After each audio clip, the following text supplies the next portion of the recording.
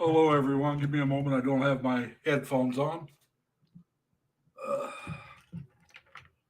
but we got everything else set up. I got, but we got everything else set up. I got, but we got everything else set up. I got, but we got everything else set up.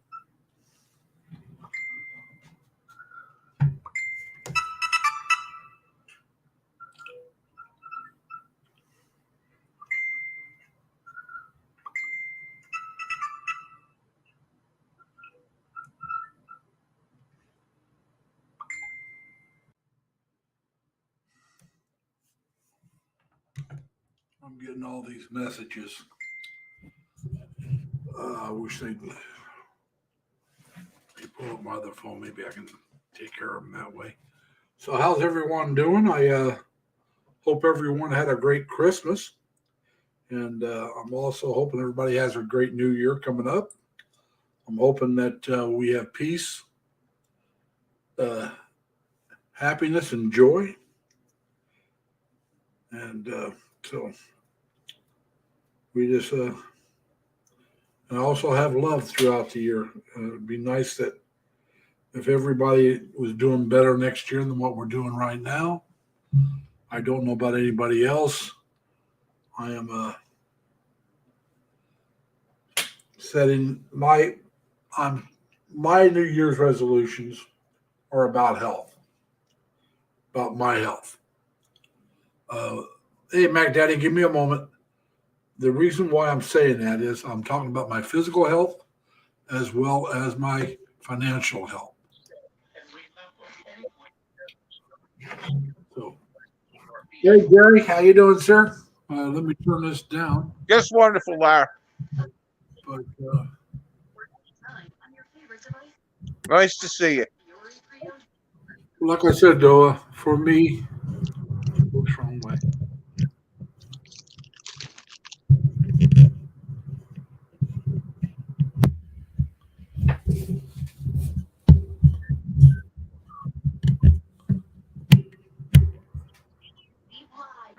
How was your day? Not bad, not bad. It was. I worked 12 hours today. God bless you. I work 12 hours every Saturday and Sunday from now on. Started last weekend. I did that so I could get a third day off. So instead of having 2 days off, I now have four. I mean three. God, I wish it was four. I'd love to work 3 12s. Take 4 days off. Four tens and 3 days off would be better than would be a little bit better than what I'm doing. But I'm doing two eights and 2 12s.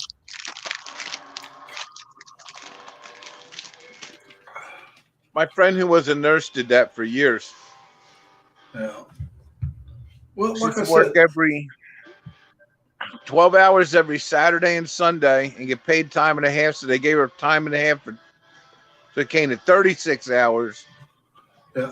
Well, And she got full-time benefits too because of it. oh yeah, 36 hours is full time. I mean, I believe anything over 32 is considered full time. Well, she At only least worked 12-hour days though. it doesn't matter as long as you get 32 hours or more, you're considered full time. From my Yeah, understanding, at least 20 in New York. she got 24 hours, but they paid her time and a half. Oh, okay, So they gave her credit on everything like it was 36. all right. Well, there's nothing wrong with that. I mean, like I said, I would love to work just 36 hours and this mic, for some reason, is really loud today. But I would love to work just 36 hours a week and make the same kind of money. But see, I don't get paid time and a half for 12 hours. New York is a state that you got to have over 40 before you get paid. Now, California, if you work anything over 8 hours, it's overtime. You can just work one day a week. If you work more than 8 hours, whatever's over eight is, unless they've changed the law, is overtime, and so there it would be great to work when I'm working. I mean, I get 8 hours of overtime every week, working the 2 12s, but and then the 2 8s, I'd end up with 48 hours of pay. Well, no, actually, yeah, 48 hours of pay, and no, it wouldn't be 48. It would be 44 because it would be the 4 hours would turn into 6. So that would be 12 and 8 and 8 and 8 and 8. So, but it'd still be overtime every week. So that'd still be cool. She was a nurse in a hospital. She did very well. Well, a lot of nurses work long shifts. Firefighters work very long shifts. And oh, by the way, Jerry's telling you to enjoy your carrots. Cheese curls. Carrots would be better for you. Like I said, I'm going to have to start. I got a couple things I have at home. I'm going to eat up, and then I got to start watching what I eat. Like I said, my goal is I'm not setting a weight.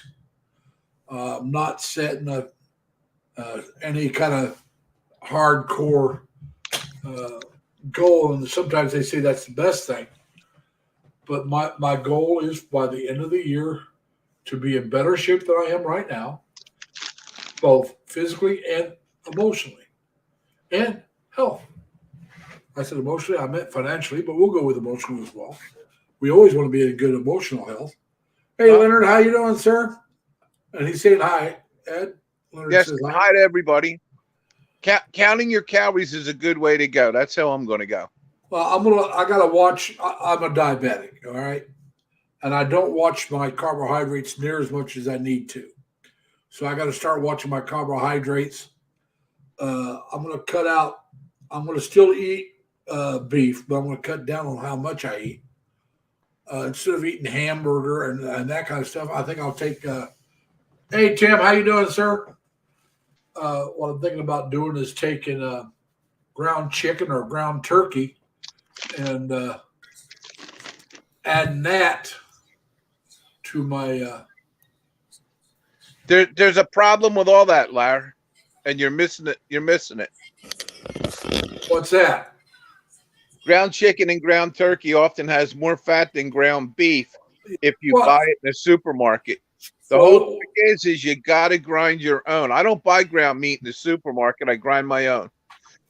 And I don't have a grinder. So what I really do is I check the fat content. I do buy the leanest ground beef I can find. They're misleading you though. You're still getting burnt. Because you know what pink slime is? No. Pink slime, they take the slaughterhouse trimmings. To stop them from going bad, they cook them in ammonia gas and take the oil from them. So they take the grease out of them while they're doing it. Then they sell it to the supermarket after they grind it as finely textured lean meat. And it's not. It's a total bogus lie.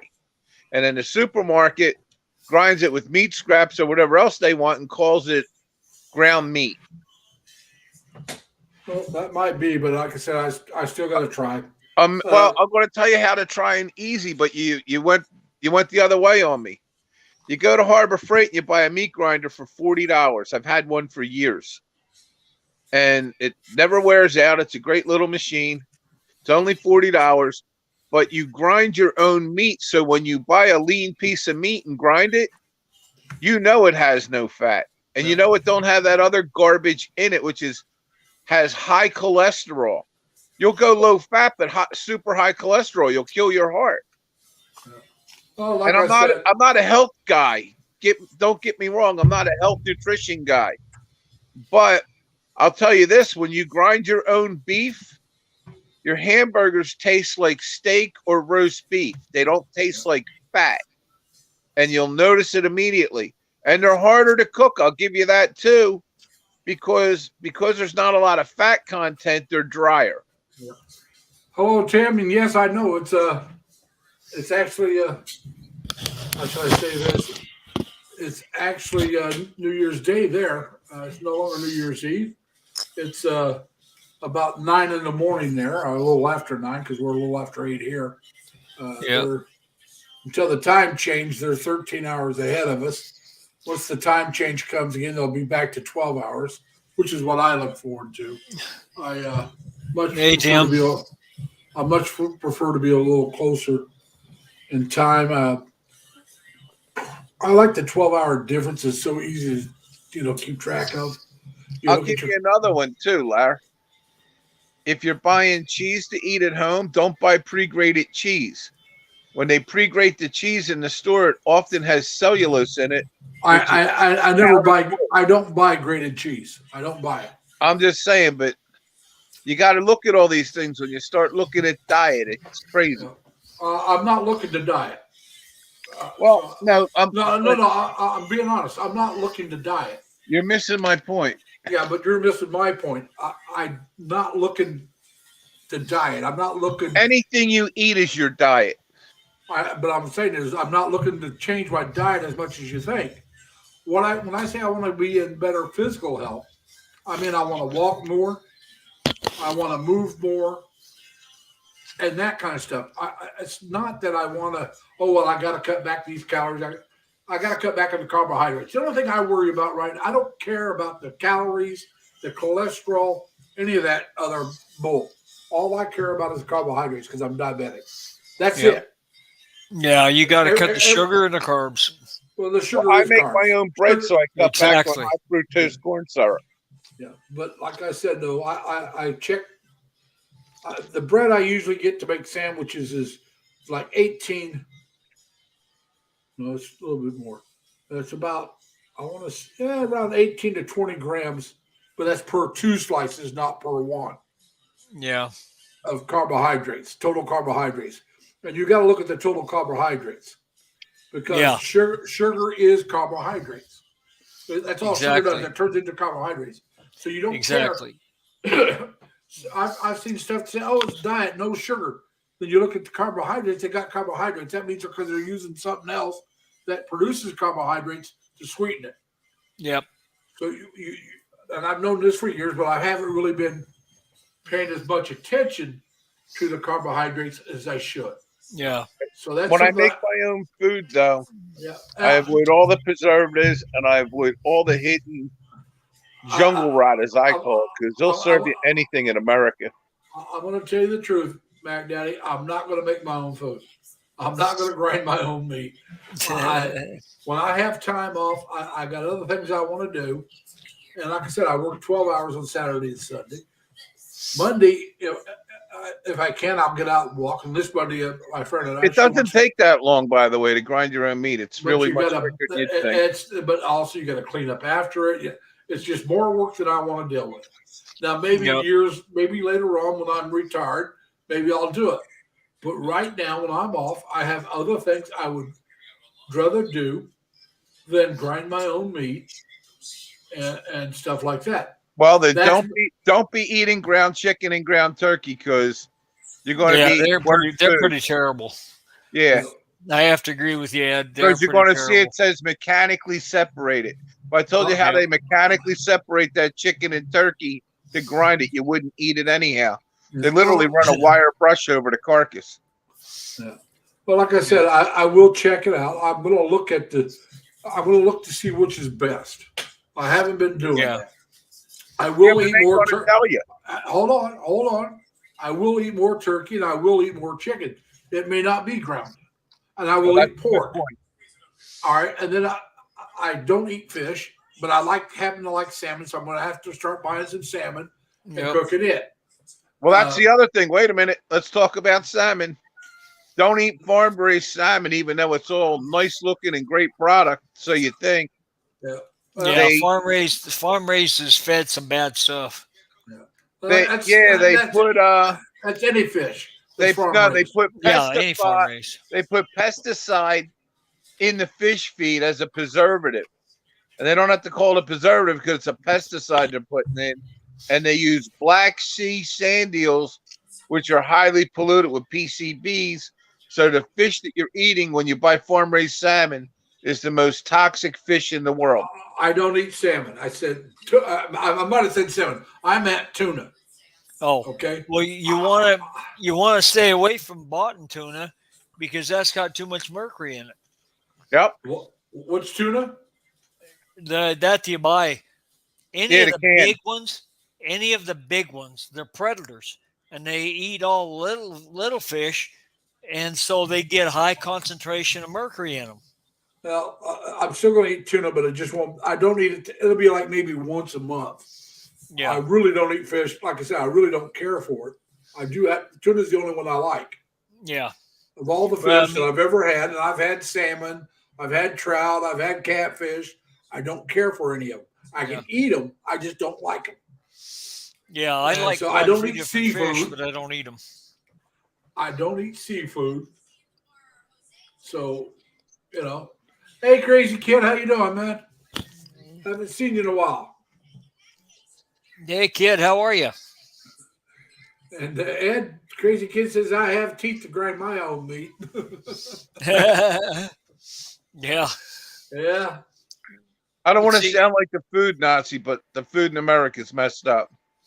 A lot of it is absolutely because Well, they find ways to get around the regulations. Well, the Yeah, and you thing- think you're buying something healthy in the supermarket, and it's garbage. Yep. Well, Larry, you say I think I'm diabetic also. Yeah. I lowered my A1C from 12.2 to 5.4 in 6 months. Well, I lowered mine from 11.3. No, 11.1 to 8.3 in about 3 months. Okay, but So you're still diabetic. I'm at still that not. point. Yeah. I know, but I'm just saying though, and that's before I really start. Like I said, that's where I'm at now. And Yeah. I'm still eating too much junk food, and I know it. Right. That's why I'm But, saying I gotta start The watching way my the carbohydrates. way I more. did it was going basically a very low carb, high fat, ketogenic carnivore diet. Well, believe me, I'm not going veggie. No veggies. I like veg. Well, you're not supposed to have corn.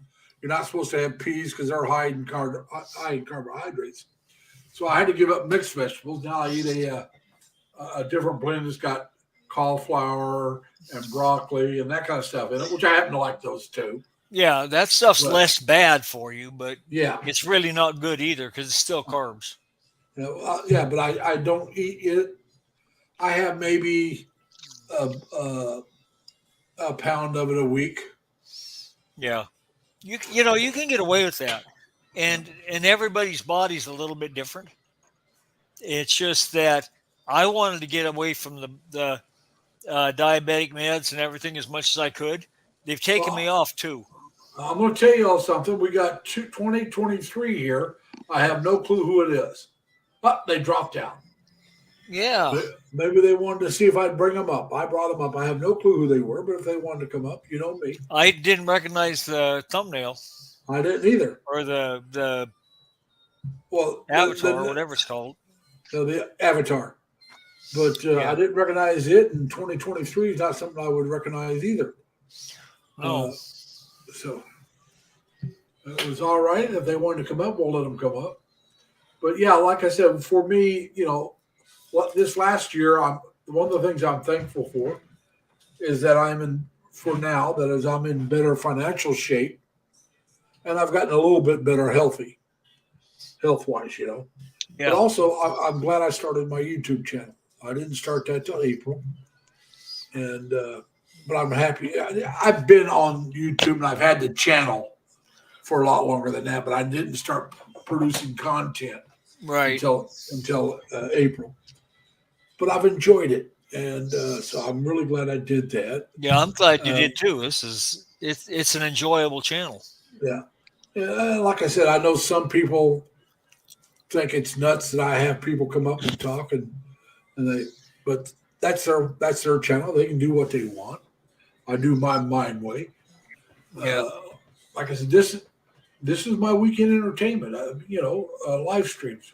Dan's on Fridays. Mine was on Saturday. and that was my entertainment. Now, Dan's, I usually just sat back and watched. Same thing with Sammy. I usually just sat back and watch hers. Yeah.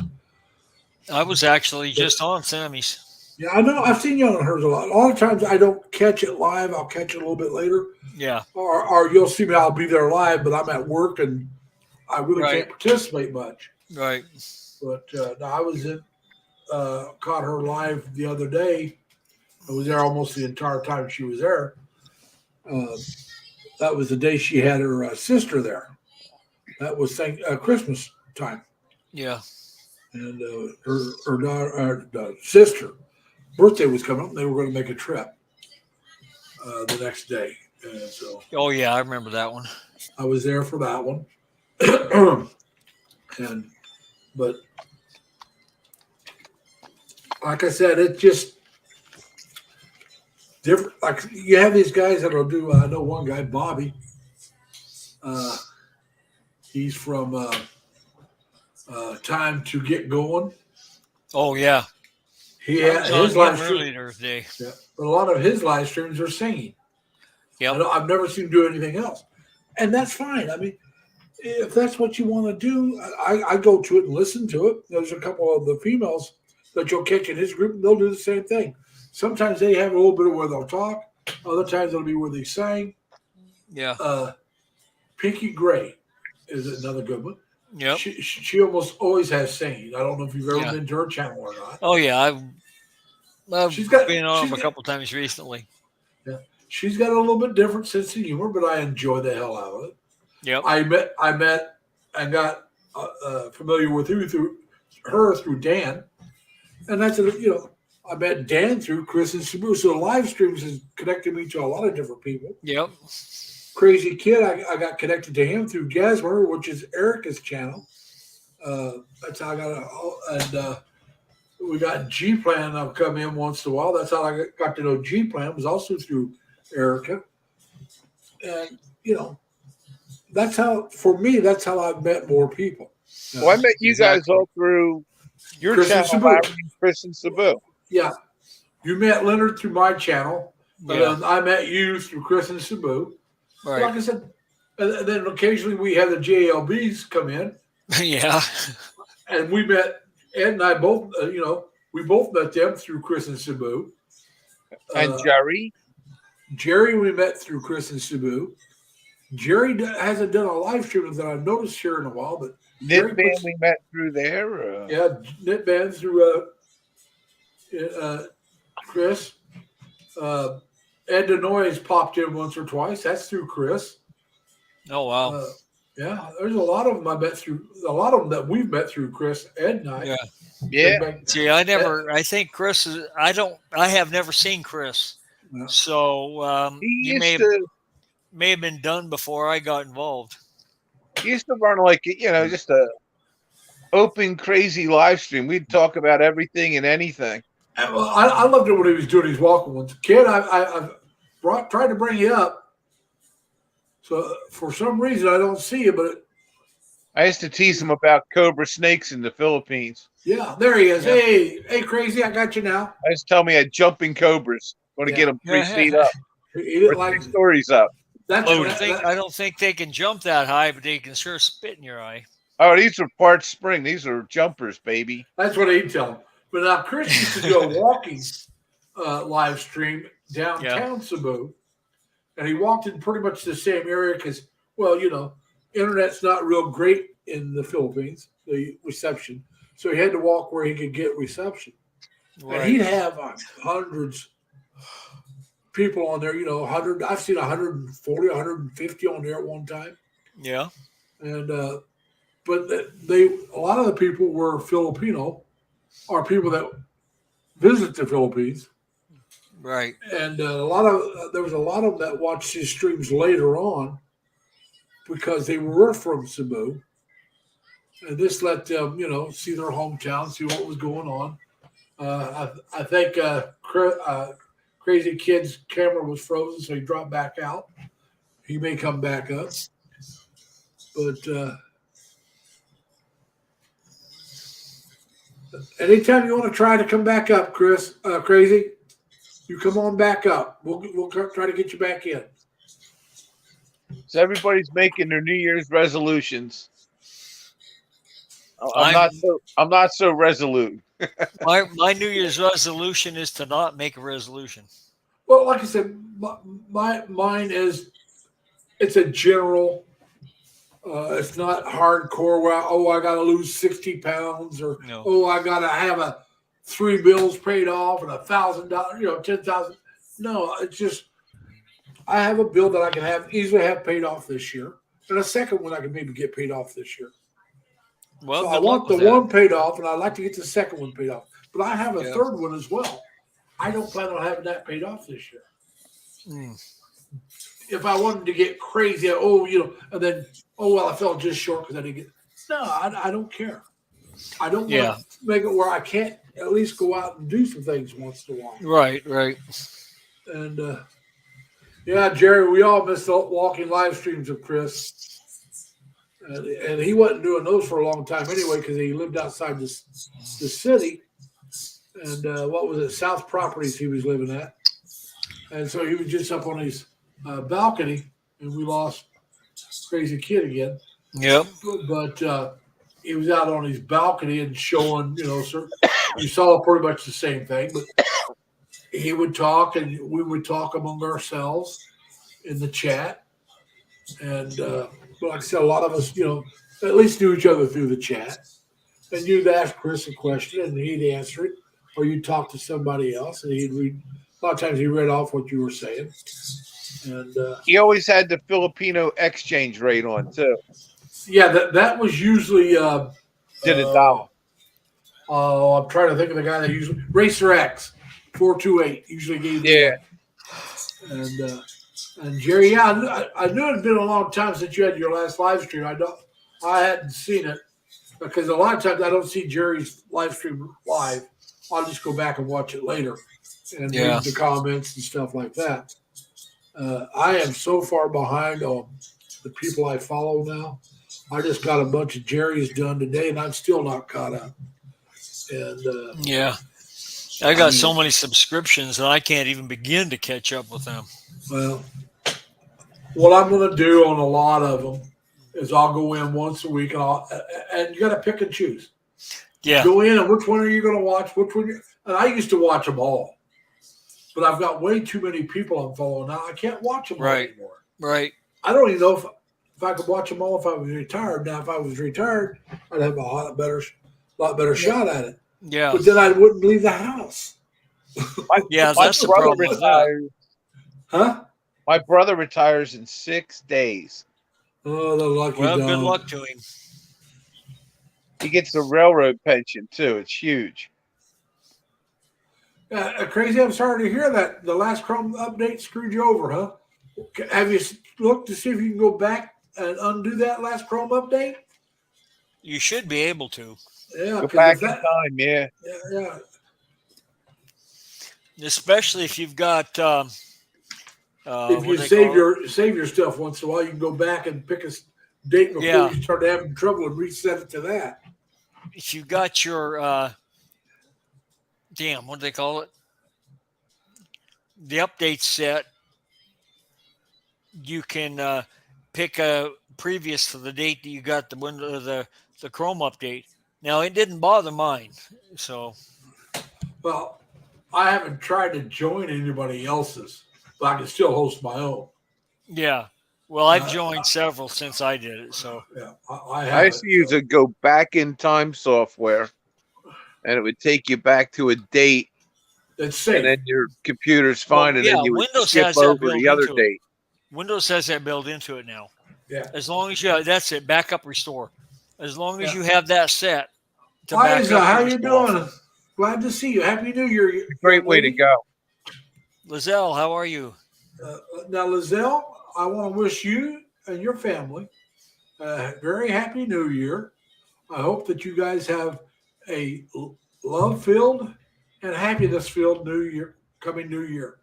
And hopefully we all have peace throughout the world. But, Yeah. that's going to be slim pickings. Yeah. And I don't mean that as a country, the actor.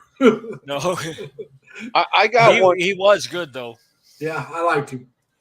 I got one for us. You know how we were talking about fiance immigration and all that the Yeah. other week, I found a program, an organization called 1% America Okay.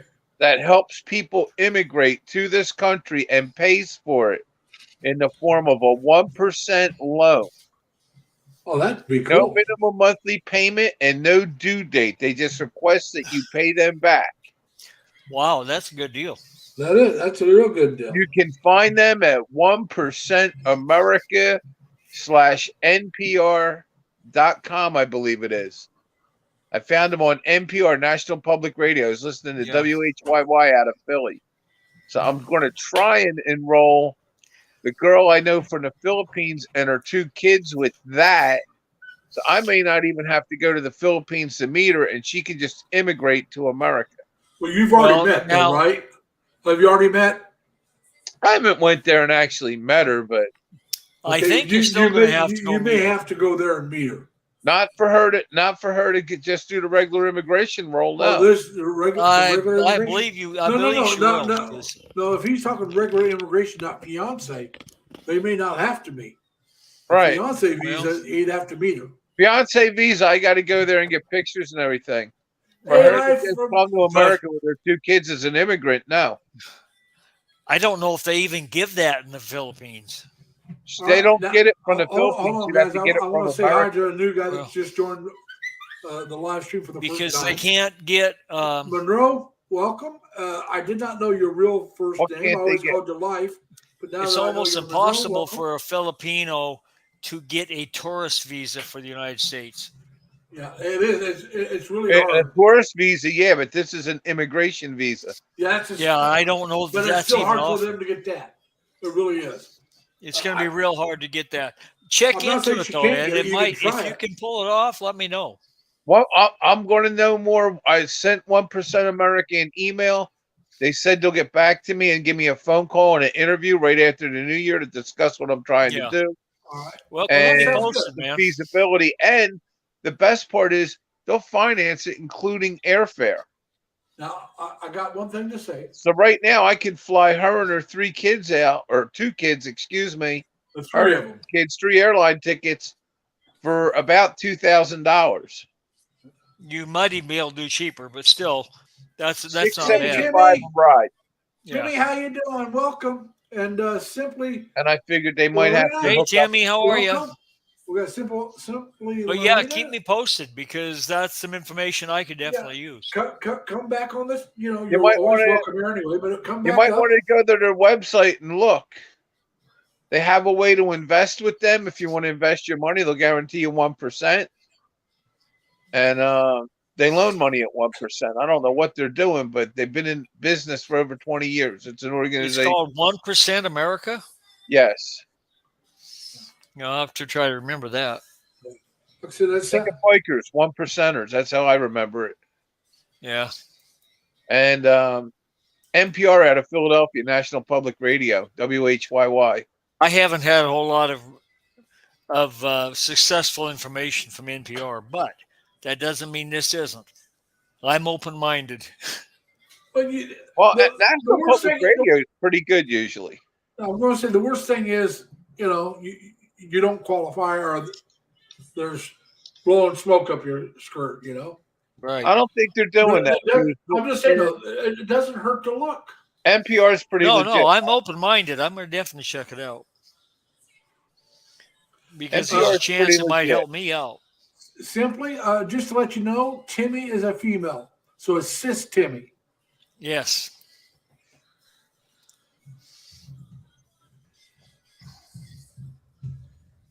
Oh, what the heck happened there?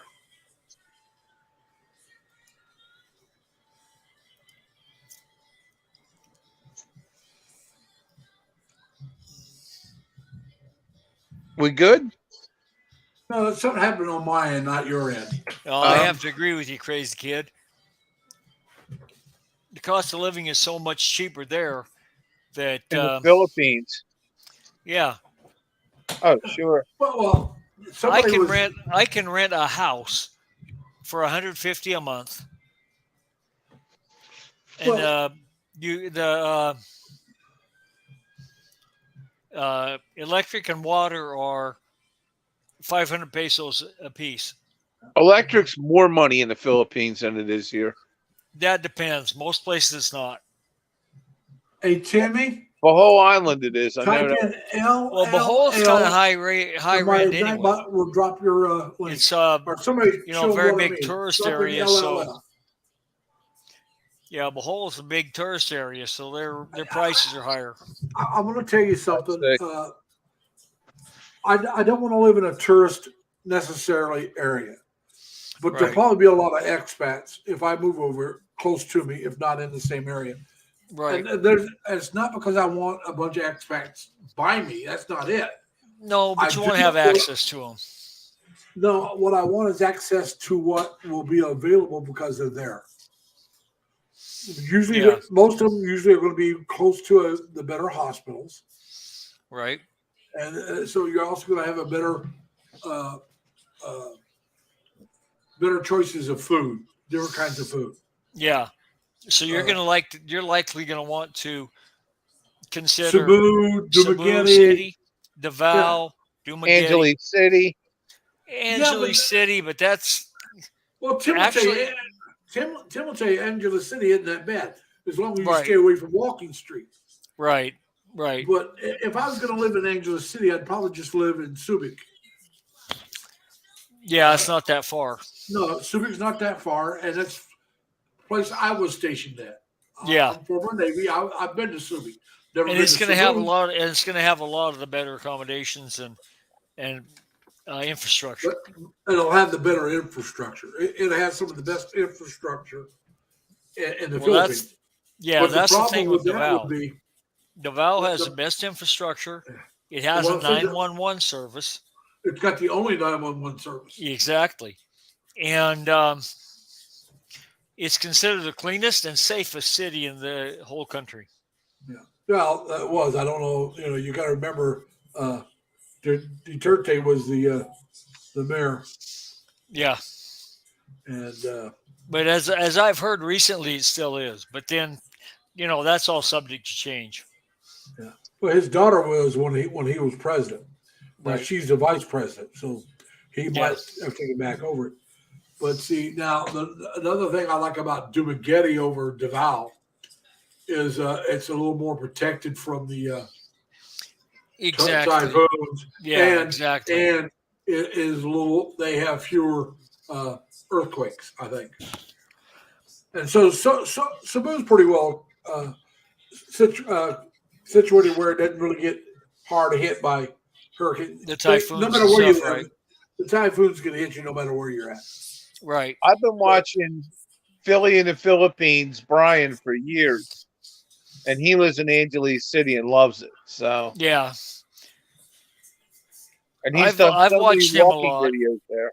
Yeah, I've watched him a lot. And most of his walking videos are on Walking Street. He doesn't do too He much. goes there for breakfast every day. Well, Yeah. the reason why some of them do Walking Street so much is they know a lot of expats that are checking out Angeles City. A lot of them are interested in that area. Right.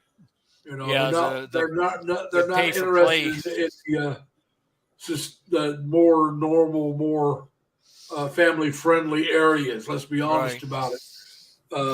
If you were interested in Angeles City for that, you'd want to listen or watch Marcus of Overstray Road.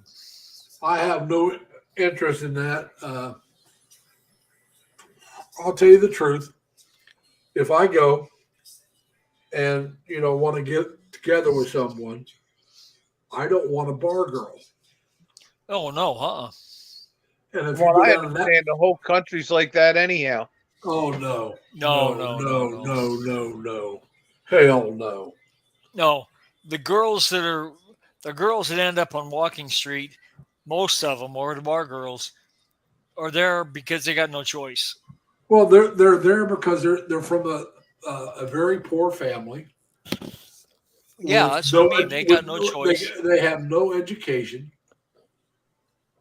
and they're there when they first go in there. They're there to help out the family. After they've been there a while, that's when you don't want. But the odds of meeting someone when they first get there, where they still have a chance Exactly. to be a decent person, a woman, Yeah. a decent wife or girlfriend, very No. slim. I didn't mean it that way. I meant the Filipino culture is just kind of very fast. No, Well, the women do fall in love very fast. they fall in love fast. Yes, I've had since I started my other Facebook page. Lazy Larry Lee. I started a Facebook page, and I Okay. just started. I was accepting people, and if they applied, as long as I could tell they weren't. As long as if I could tell they were trash, then because I had. Check out my WhatsApp. I can't show you my nude pictures here. Yeah. It's like, no, I don't want you on my Facebook. I don't want anything to do with you. Yeah, just block. All you can do is block them. No, you just delete them when they put Yeah. into. Well, you can actually block them so they can't even get to you. Yeah, but I mean, I blocked somebody today, but I'm saying these are the ones that are applying to become a friend on your Facebook page. Oh, yeah, right. And so they got a Facebook page, and they'll say, "Well, I can't show my adult content here. Go to WhatsApp. There are whatever, and check it out." No, Yeah. you're not even See, I met a nice province girl from a friend of a friend, and she has 2 kids that she raises. She ain't playing that game. Oh no, simply that's what we're saying. Not all women in the Philippines are that way. A lot of these women are here in the United States. Not all of them, but that's a whole lot. The ones that are talking about my adult content, can't be shown here. A lot of those are right here in the United States, man. Oh, yeah. Let me tell you that. I've had more women here in the States try to scam me than any of them in the Philippines. I'm going to be honest with you. I've had people trying to scam me, men, believe it or not, even men. Yep. Try to scam me from every damn country that's tried to apply to get on my. Yeah. And sometimes you'll say, okay, they seem like a decent person. You let them on, and then they start, well, don't you like me? We're friends. I don't know you. And I'm at work. I can't just. I'm not looking for. So I went in and put down on my Facebook page, I'm in a relationship. I'm not looking for anybody. I left it blank. So I understand at first why it happened.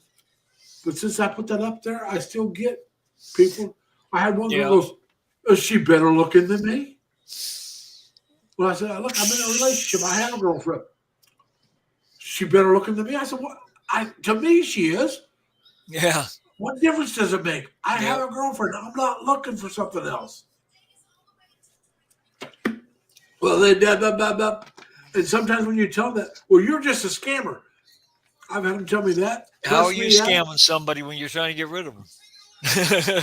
They got a 4-letter word for that, Larry.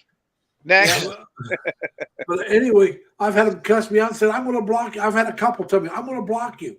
A couple of days later, they're back bugging me again. Yeah. So much for being blocked. Simply Arena, I subscribe to your channel. Yeah. Simple. You're correct.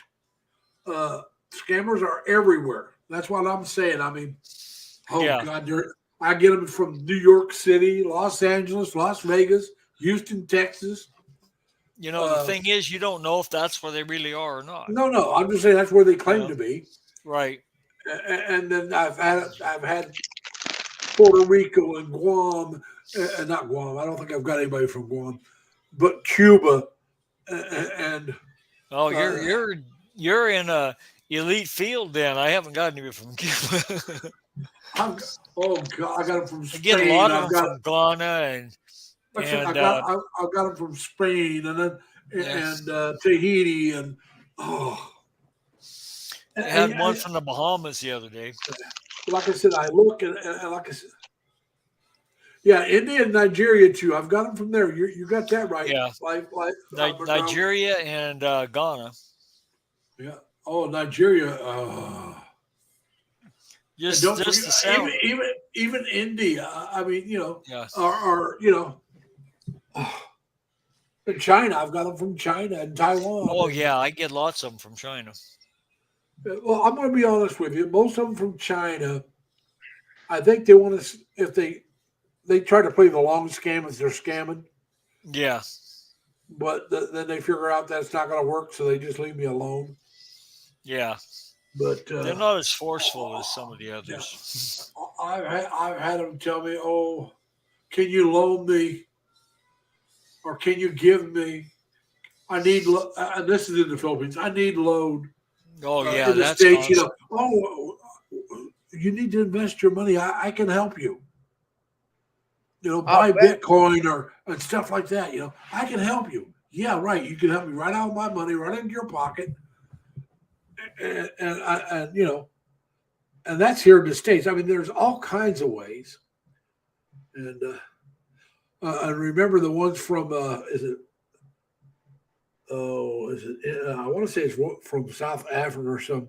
There was that one going, well, I'm a prince, but I got this money and I'm going to give you so much of it. You put it in your bank and Oh, you that's a know, real scam. oh yeah. But I mean, I've seen that done on the internet too and on the phone. It's like, Jesus, people. I had, and I guess they're trying to get my information, but they kept sending me information saying that they were going to block my phone number because I'm getting too much spam, messages. And I Leonard, just kept, we lost Leonard. yeah, I know. He probably had to take a phone call. He'll drop down sometimes, take a phone call. Hopefully, he'll come back up. But anyway, I finally said, well, I'll call my phone company because I don't know how many notices they gave me. They finally said it was the final one. I said, well, just in case. I didn't call that number. I called, like I said, the helpline or the what do they call it? Where you go in for help, but it's not called the helpline. It's Help desk. the support lines. Uh, And I called them, and they transferred to the people I had to talk to. And I told them what I got, and they said, "No." I said, "That's a scam." So that's what I thought. I already deleted it when it said final one, but so I went in and blocked the phone number. But and you don't even know who that is. That could be anybody, anywhere in the world trying that one, because they don't. They just said, "Well, your phone number is getting too much, and you got to go in and reset this, or we're going to block the number and click here so to appeal it and Leonard is saying your device is not connected, buddy. I see you trying to come up, but there it is. Now you're connected. he's back. Yeah, my computer's been acting up. It reboots itself every once in a while. Now, Timmy, you're right. Scammers wouldn't if nobody allows it. But the thing is, scammers play on Do a some couple different. maintenance on it. They play on a couple different things of the individual. One is fear. They try to get you. Oh well, this is going to happen if I don't do that. So I got to go. Another one is greed. You'll hear, "Oh, you won." I get these all the time. Well, you won. This is Walmart, and what the heck? Oh, I got them all through the holidays. Yeah. Oh, I got yeah. one. I I had got one somebody. just today. I had somebody call me one time. I'm shopping at Walmart. They called me and told me that I won a Walmart promotion. I said, "Good. I'll go up front to the desk and claim it." They hung up on me. Yeah. But yeah, that's what I'm saying. I mean, but they're playing on your greed. Oh, you want a power generator, or you want a battery charger, Well, or now it's January. We'll have the IRS scammers back. They Yeah. called me one time and left their number, and I called and messed with them so many times they changed their number. Well, I can't remember who it was, but I got a call. It was a scam number. I must And have called them. they left their phone number, so I called them back, and they said, "Can I help you?" And I told them my name. Says, "What did you call us for?" what'd you call about? Like they got more than one scam going using the Yeah. same number. I said, look, you called me. If you don't know why you called me, then this is a scam. And they hung up. The Yeah. one scam I kept calling and calling and calling. I called them for like 4 hours a day for a week straight, and they eventually changed their number. Either that or they blocked you. Yeah. I like to call Mike Lindell, the My Pillow guy. Tell him, oh, I got information on the cyber ninjas for you. They won't even put you on the phone with them. It's funny. Yeah. But yeah, simply that's right. And it's not just guys. They play on older women. They play on whoever they think they can. They play on whoever they can find that's vulnerable. They'll play on Yep. younger women. You find some of these dating sites, and they'll have guys on there preying on some of the older women or the middle-aged women or probably even some of the young province girls in the Philippines, and saying, probably. "Oh, look, I got this, I got that. I want to come see you, but I need this or I need that." Bud Brown, if y'all know who Bud Brown is, he's a blogger in Dumaguete. Yep. He had a neighbor an older woman. So happy she found the guy, and he's good looking too. And she showed him the picture. You know who it was? Mark Harmon. That's who the picture was. Well, Mark Harmon is not going to be going on a dating site to find some woman. No. He's been married like 40 years. Yeah, he's been married a long time. I'm just saying, even though if he was single, he doesn't have to go on a dating site. He's so well known, he can go out and ask a girl out. I went to school with somebody who met somebody online, and they were an heir to the Delancey family fortune. Yeah. And that's the people who own Campbell's Soup and Pepperidge Farm in this country. Yeah. And he married her, God, must be 20 years ago now. They're still together. Yeah. But you're talking about that. There's I want to say it was an actress or a famous woman. I want to say it's an actress. But her boyfriend, who's also was an actor or comedian or something. I don't know what the hell you call the idiot. I can't Pete something. I don't see why Pete Davidson or something like that. If you know who I'm talking about, I don't think he's that good looking, but he's gone out with some good looking women.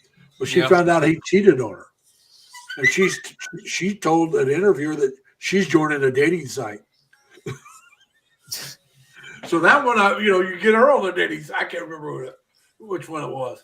But you get her on a dating site, you have to believe it because she said she was doing it. Yep.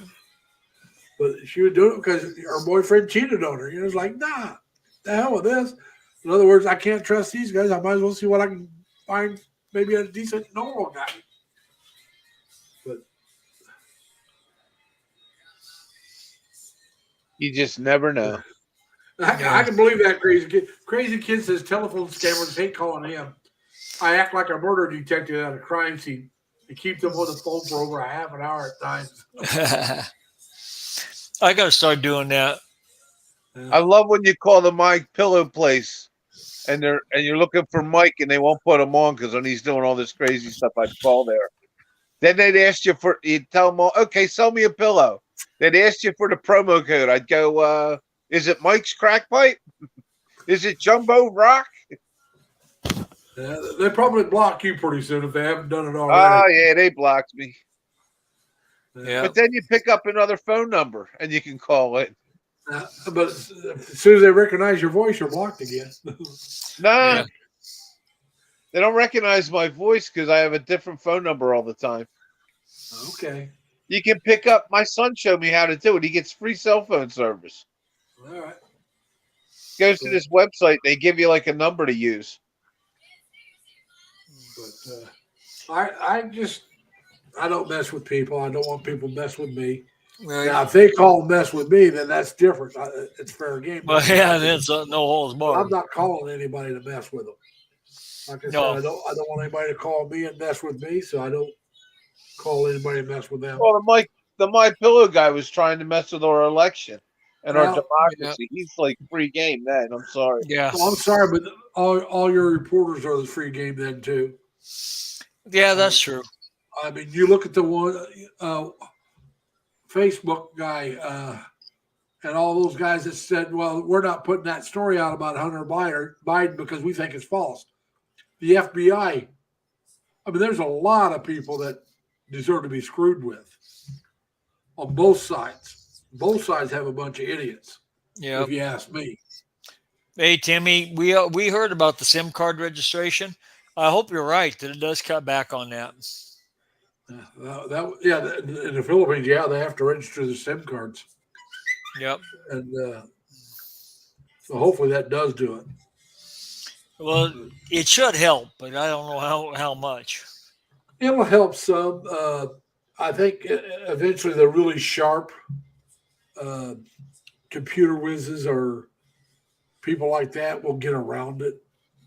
They'll Yeah. figure out how to fake the SIM card or something like that. But the ones that are just doing it, they got a good plan, but they don't know how to execute the other part of it. Right. We'll cut back on that. Well, I mean, in that case, it'll probably cut back on the majority of it, but there's still going to be those, like you say, that are good at what they're doing that can still find some way to pull it off. I got Oh, yeah. scammed through PayPal. Yeah. How'd that happen? On Facebook, I ordered a table saw Okay. through Facebook Marketplace. All right. And in order to pay for it, you had to go through PayPal. That's pretty common. I went through PayPal, Yeah. Yeah. and it was only like $20-some. With PayPal, if you go by what they tell you, guarantees you that everything that goes through them is legit or they'll take care of it. Not true. And they would never take care of it, so I'll never use them again. I've not had trouble with PayPal, but then I haven't either. I haven't. I've only bought a couple things off the internet. Usually now all I use it for is to send money to somebody, and that's it. I have used PayPal for years, Yeah, well, 15, 20 years, and I've never had any problem with it. I have bought things off the internet. I haven't had a lot of problem with them either, but once On bitten, Facebook. twice shy, forget you. Well, it's like Cash App. I will not have it. In fact, I got my bank to block it from my account. I don't have Cash App, and I'm not getting it. I don't want No, it. there's too many scams involved. I won't buy And- anything from no. Wish.com either. I don't And know. crazy kid, you're right. I bought a computer almost for that. exclusively. The citizens lose in all elections. And they never delivered my computer. When I went And, back to Wish, they got me half my money back. I called Wish up. I'm like, what's this? Half my money? Then they started giving me an excuse. I finally eventually called my credit card company and got all my money. Yeah. But Wish gave me the runaround for like a month and a half. I bought a couple things off Wish and then I quit using them. I've never used them, but I bought a laptop from them one time. I got a nice deal. I got a laptop for $150. yeah. Well, I bought a small crossbow that you can use to play with, but you can't hunt with it. It's too small. Right. And I ended up giving it to a friend of mine's kids. And because, I was moving, I really don't, I live in an apartment now. I'm not near woods that I could know that I could go out and shoot in. So I have one that used to shoot toothpicks. This actually would kill small animals. I could shoot a mouse from across the room. I'm talking about rabbits, stuff like that. This would kill those. I'd have to have a good hit. But you're right, simply, Lorena. They're metal tip bolts, and they're about that long. I can shoot a toothpick from across the room and stick it. The crossbow itself is about like this. Yeah. All right. It's just the next size up would be legal to hunt deer and stuff with. legal for hunting in New York, but they got to be a certain weight. Right. The weight to hunt in New York. This is just a little considered Yeah. too light. But if That's you pretty shot much the way it is if everywhere. you shot in that wood from 30, 40 feet back, it'll bury itself about an inch into the wood. All right. I mean, the bolts that I'm using. So, like I said, it would kill rabbits and ducks and rats and all that kind of stuff. No problem. Yeah. But you're not, and I don't think you get in trouble for shooting rats in New York. I But don't think if- so. But They'd if you probably went give out, you a medal. but if you went out and started shooting rabbits and stuff with it, then you're hunting illegally because it's not a legal weapon for hunting. You ever see Pizza Rat? No. It's a rat in New York that is during the pandemic. They showed pictures of them running down a subway stairs with a slice of pizza. Had a whole slice. It's funny as anything. Even Wow. rats like takeout. Yep. There you go. And similar, Lorraine was saying here that some of these scams, they use photos of other people, which is what I said with Bud Brown, the lady that was friends of his wife. And then they also VCAM they use some fake videos when they call you. Yeah. And I Most believe that. Most times I've seen them. Oh, well, I can't my camera's not working. Yeah. You know, some crap like that. Then you know they're lying about what they look like. Yep. Oh, I And, just block them at that point. And I'll tell you, sometimes I had somebody call me once, and this is one of the first calls I ever got on through Messenger. And the first thing this girl's doing is showing me her kids. Yeah.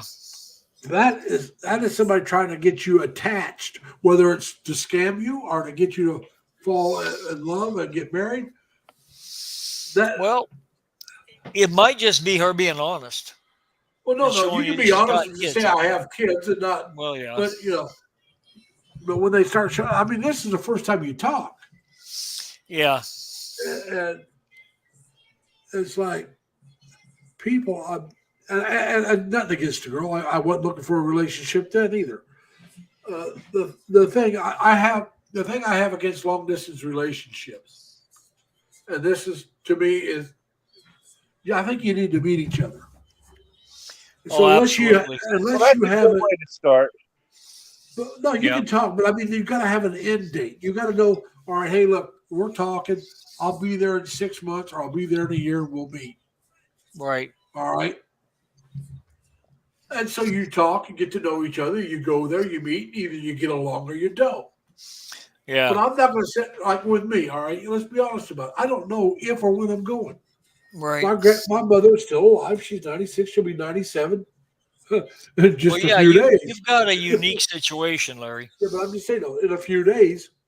But We're even looking at- so, That's why Well, 1% America is perfect for me. But I'm Yeah. just I saying, don't have to do the fiance visa.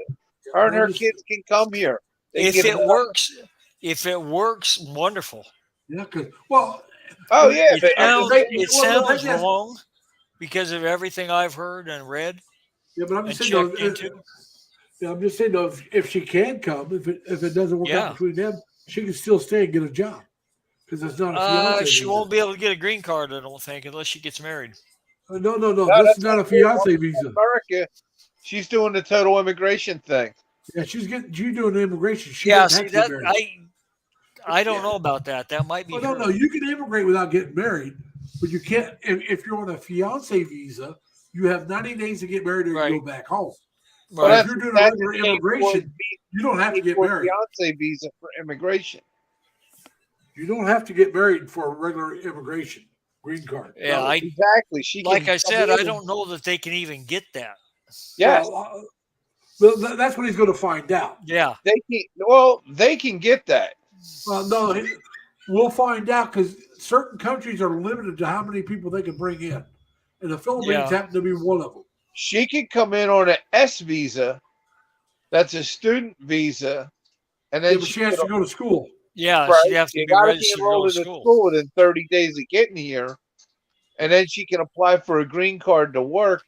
I know a lot of people that came in from places much harsher than the Philippines, and the people that came in from Shanghai, China, which is communist country.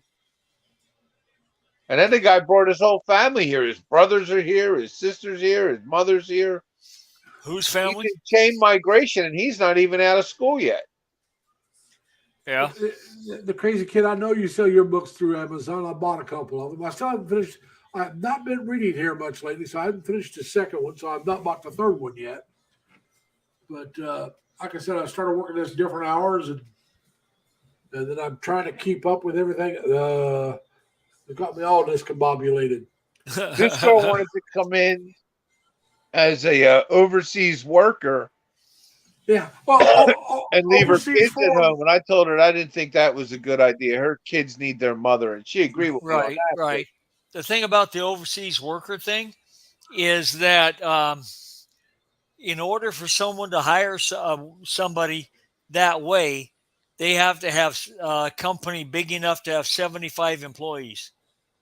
Well, no, they can come in as maids. People they get hired as maids too, Well, and Well, they generally go through an agency or something for that. yeah, they got to go through Yeah. an agency.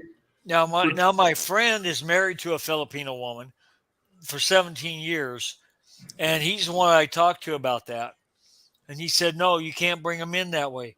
You have to have 75 employees in order to hire someone. Well, that Well, may that may be the employment company has to have 75, and you go to the employment company and hire them through there. You're not hiring the girl directly. There's a Chinese hospital here in Wimber, Pennsylvania called Chan Soon Shan, and they hire a lot of Asians. There's a, Yeah. I'm going to say there's a lot of at least there used to be a lot of overseas foreign workers here in Albany working at the hospital. And they got more than 75 employees at the Yeah, hospital. but I'm just Yeah. saying the Exactly. overseas Filipino workers sued the hospital and won because they were mispaid. A lot of them. This was back in 2019, and so yeah, the Albany hospital here tried to take advantage of the overseas foreign workers, and they sued them and won their back pay and everything else. Yeah. I told her to come in and get a job at the hospital and then go through their education program. Well, you can Yeah. do that. Yeah. Even if she got a job in like dietary, they're a teaching hospital. She could work for like 6 hours and go to school for 4 hours. Well, Right. even if you got a job working in housekeeping, if you go to school to become a nurse, you're not going to be stuck in the housekeeping. I've heard somebody said one time that, oh, you don't want to go into housekeeping, you're stuck there. If you're trying to get out without furthering your education, you're right. But if you go to school to become a nurse, they're not going to keep you in. I told her to do housekeeping. something simple. Come in and get a job at dietary and take their X-ray technician program at the hospital. Yeah, that'd be a good route. She'd only have to go to school for 24 months, graduate with her associates in X-ray, and they make $31,000 a year, so that's a decent ride. Yeah. Well, yeah, like I said, If there's a you, lot of different jobs that, if you go full nursing, it's a lot more college and a lot more time. It's- No. Yeah. You go, Make Full more nursing money. is like 6 years. no. 2 years you can be a nurse.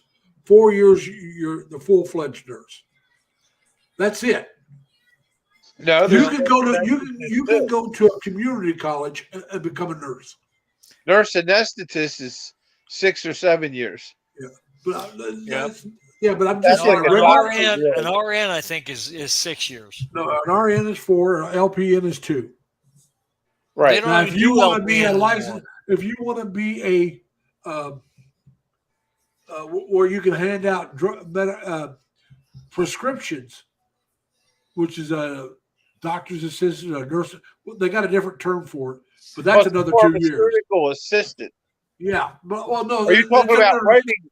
You talking talking about about writing nurses. prescriptions? Yeah, writing prescriptions. That is a God. What are they? That's a called? nurse, but That's they a got nurse nurse. practitioner. The Yeah. nurse practitioner's a couple more years, but just to be a regular nurse is 2 years. That's Right. the lowest level nurse. The next level is 4 years.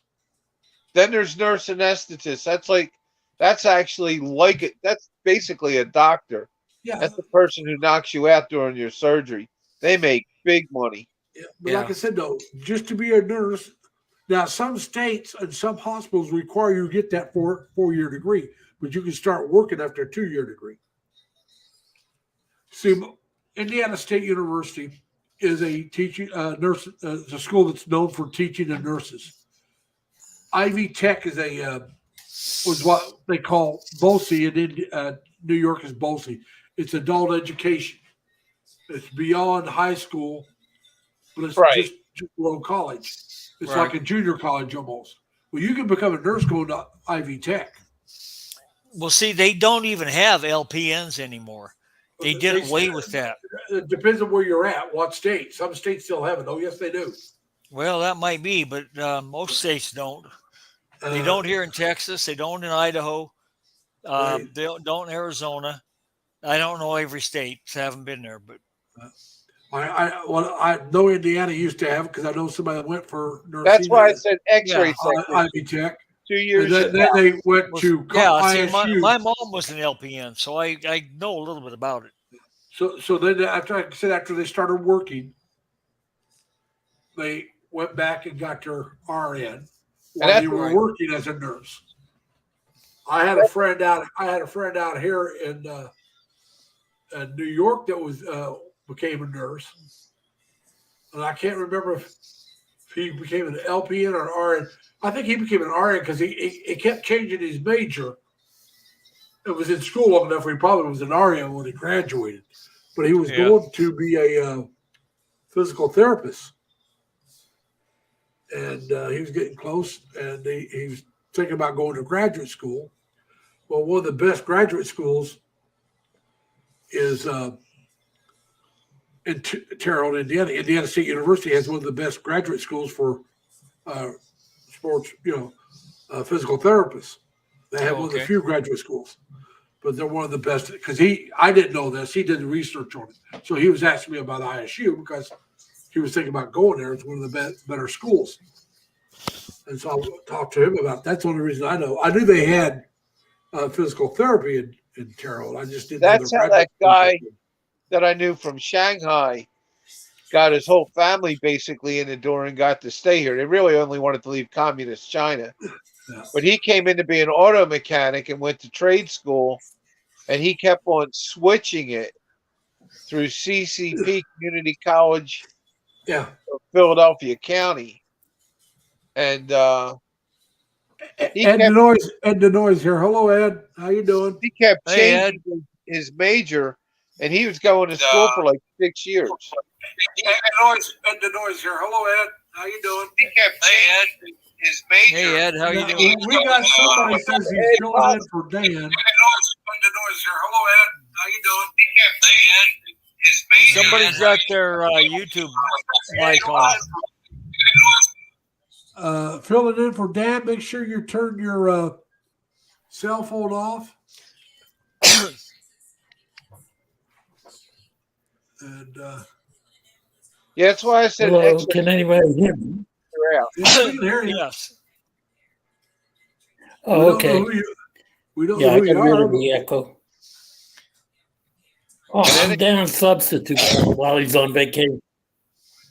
Okay, I just watched his channel this morning. He was Yeah, well, you know. He sent me a telegram and he said, fill in for me tonight. okay. Well, who are you? I'm Ed. You're Ed? Yep. Oh, Ed Denoy. Yeah. Okay. One of the Fill Ed in. Posse from Chris and Sabu. Yeah. Well, see, happy this New is- Year, all. So this is the Happy first New time Year. Ed Denoy's come up here. So I don't know what he No, I think I've been up before. I've seen him Right. on a couple other channels. Or Yeah, we know Ed Denoy from Chris and Sabu. No, I yeah, was part of you the know, Ed we know Posse. for Christmas, I'm Gotta talking about watch saying it. I'll it give him the roll on. on the camera, not talking. I mean, having him come up and actually talk to me. I think this is the first time he's done that. yeah, And, first time I've ever seen him in person, or like this. I've seen him in chat, but Hey guys, I'm gonna mute my. I gotta blow my nose, so hold on, guys. All right, Keep do talking that. among yourself. Yeah.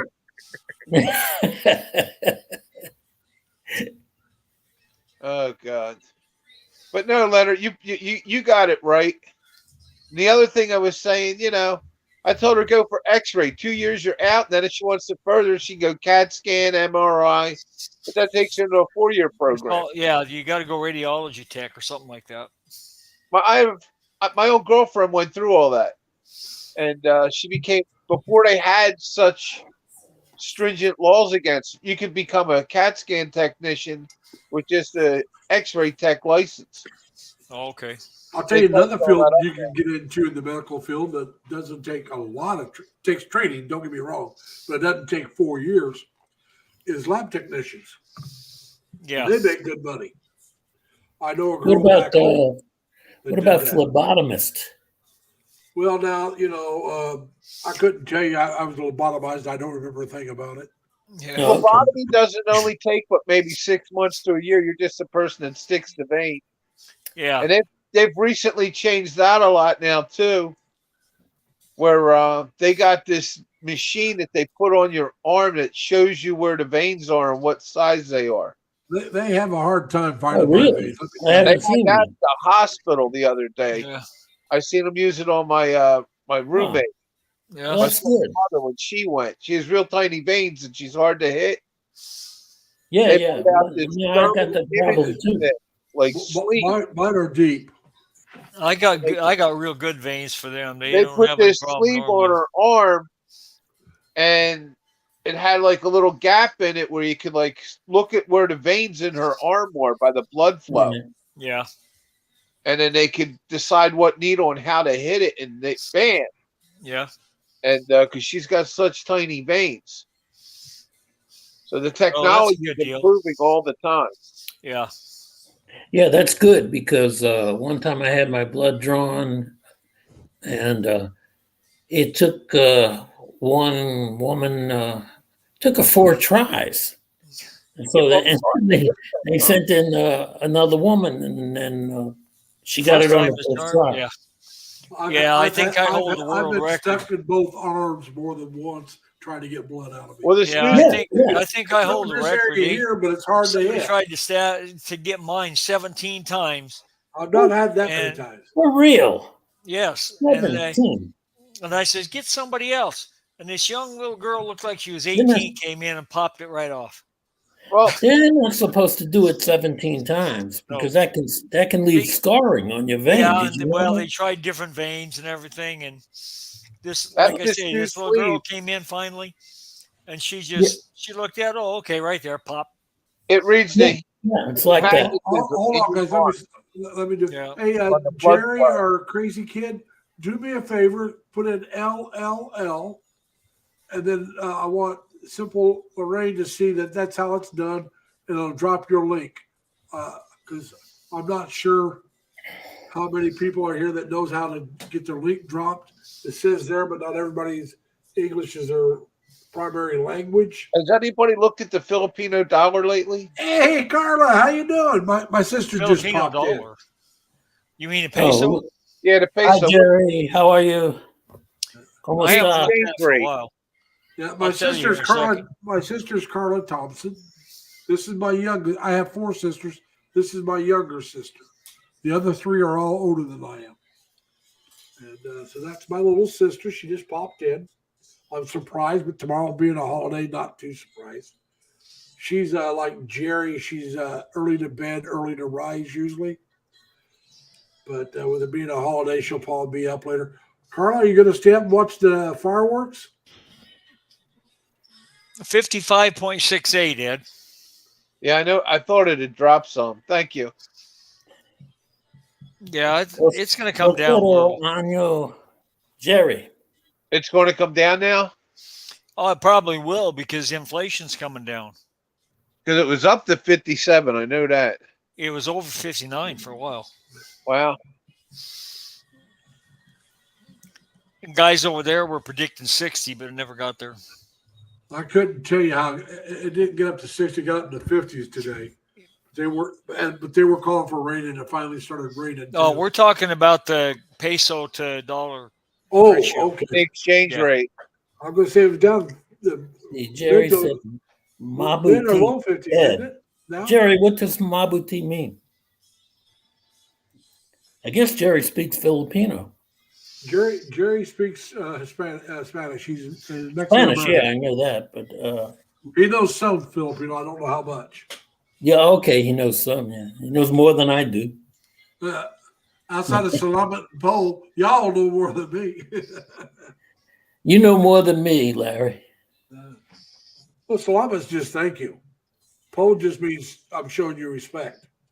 Okay. I was wondering. I didn't think you'd stay up that late, Carla.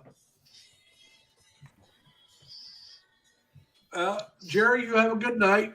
I know you like to get to bed because you like to get up around 4:30 in the morning. Yeah, but it's New Year's Eve. Doesn't Yeah. matter. But my little sister's not going to stay up for it either. Yeah. I usually drop out and take a nap during Larry's live stream. But yeah, she just said she's not staying up that late. She Oh, goes, okay. heck no. Heck Well, no. Larry, you work Mabuti. I tomorrow? just learned a new word. Mabuti is fine. I'm fine in Tagalog. Yeah. And so did I. I didn't know that. Like I said, No, I didn't know that one either. Jerry knows some Filipino Yeah. more than us. Yeah, well, like I said, Jerry's been there a couple times, I think. Yeah. There's a little bit of crossover between Yeah, there is a little bit. Spanish. Yeah, with Tagalog. Yeah. Not Yeah, necessarily that's some of the that's other- from all the Spanish colonial 500 or 600 years that they were there. Yeah, a long time. Right. Three Yeah. to 500, somewhere in there. They Yeah, were it was a there long over time, 300. anyway. I know that. Yeah. But so that's why there's so many Spanish names for cities. And Right. Negros is black. That's Right. Spanish for black. Right. And so, like I said, there's Yeah, there's crossover between English and Spanish as well, too. well, American English. The Right. one thing about American English, we got German words in here. We probably have even Chinese words. Well, we French. got Japanese words. Yeah. We got tsunami and sushi and Yeah, but like I said, sayonara and and we adopt them. Yep. yeah, right. Now some All right, Ed. countries don't do that. You take China. China has a hard for a computer. They use electronic brain. They combine a couple words, and they know it's computer, but it's not the word computer. We will invent a word and introduce it into our vocabulary. Right. But because of the way the Chinese write, they can't do that. So they got to come up with a different way. But yeah. I see Crazy Kid is a fan of the Filipino P. And so Yeah. am I. I mean, Yeah, that's I'm a big fan of the Filipino P. oh, yeah, she's good. She really she's tries very hard. good. She's a very good entertainer. Oh, She's she's great at fantastic at editing, and she has good contact. Well, another thing And is her English is like Native American English. Almost, well, she understands both cultures very well. Yep. I think I'm going to Western guess. culture. Um, I think she lived in the United Kingdom somewhere for a while. Yeah, she lived in the UK for I a don't. couple of years. I don't hear any trace of an English accent. No, Yeah, I know, her but English. that's where she lived. Could Yeah. be. I mean, I don't- anything's possible. I But, had heard once that she'd been to the United States, but then I heard after that she'd said no, she hadn't been. No, So- she says she's never been to the U.S. Yeah. Really, Yeah. really. I was going to guess that she had lived in U.S. as a child. No. But you might be right because Yeah. No. I don't hear any English accent at No, all. you don't. You don't. Well, I'm trying to think of her name. Dang it, I know her name. She has a channel too that she's.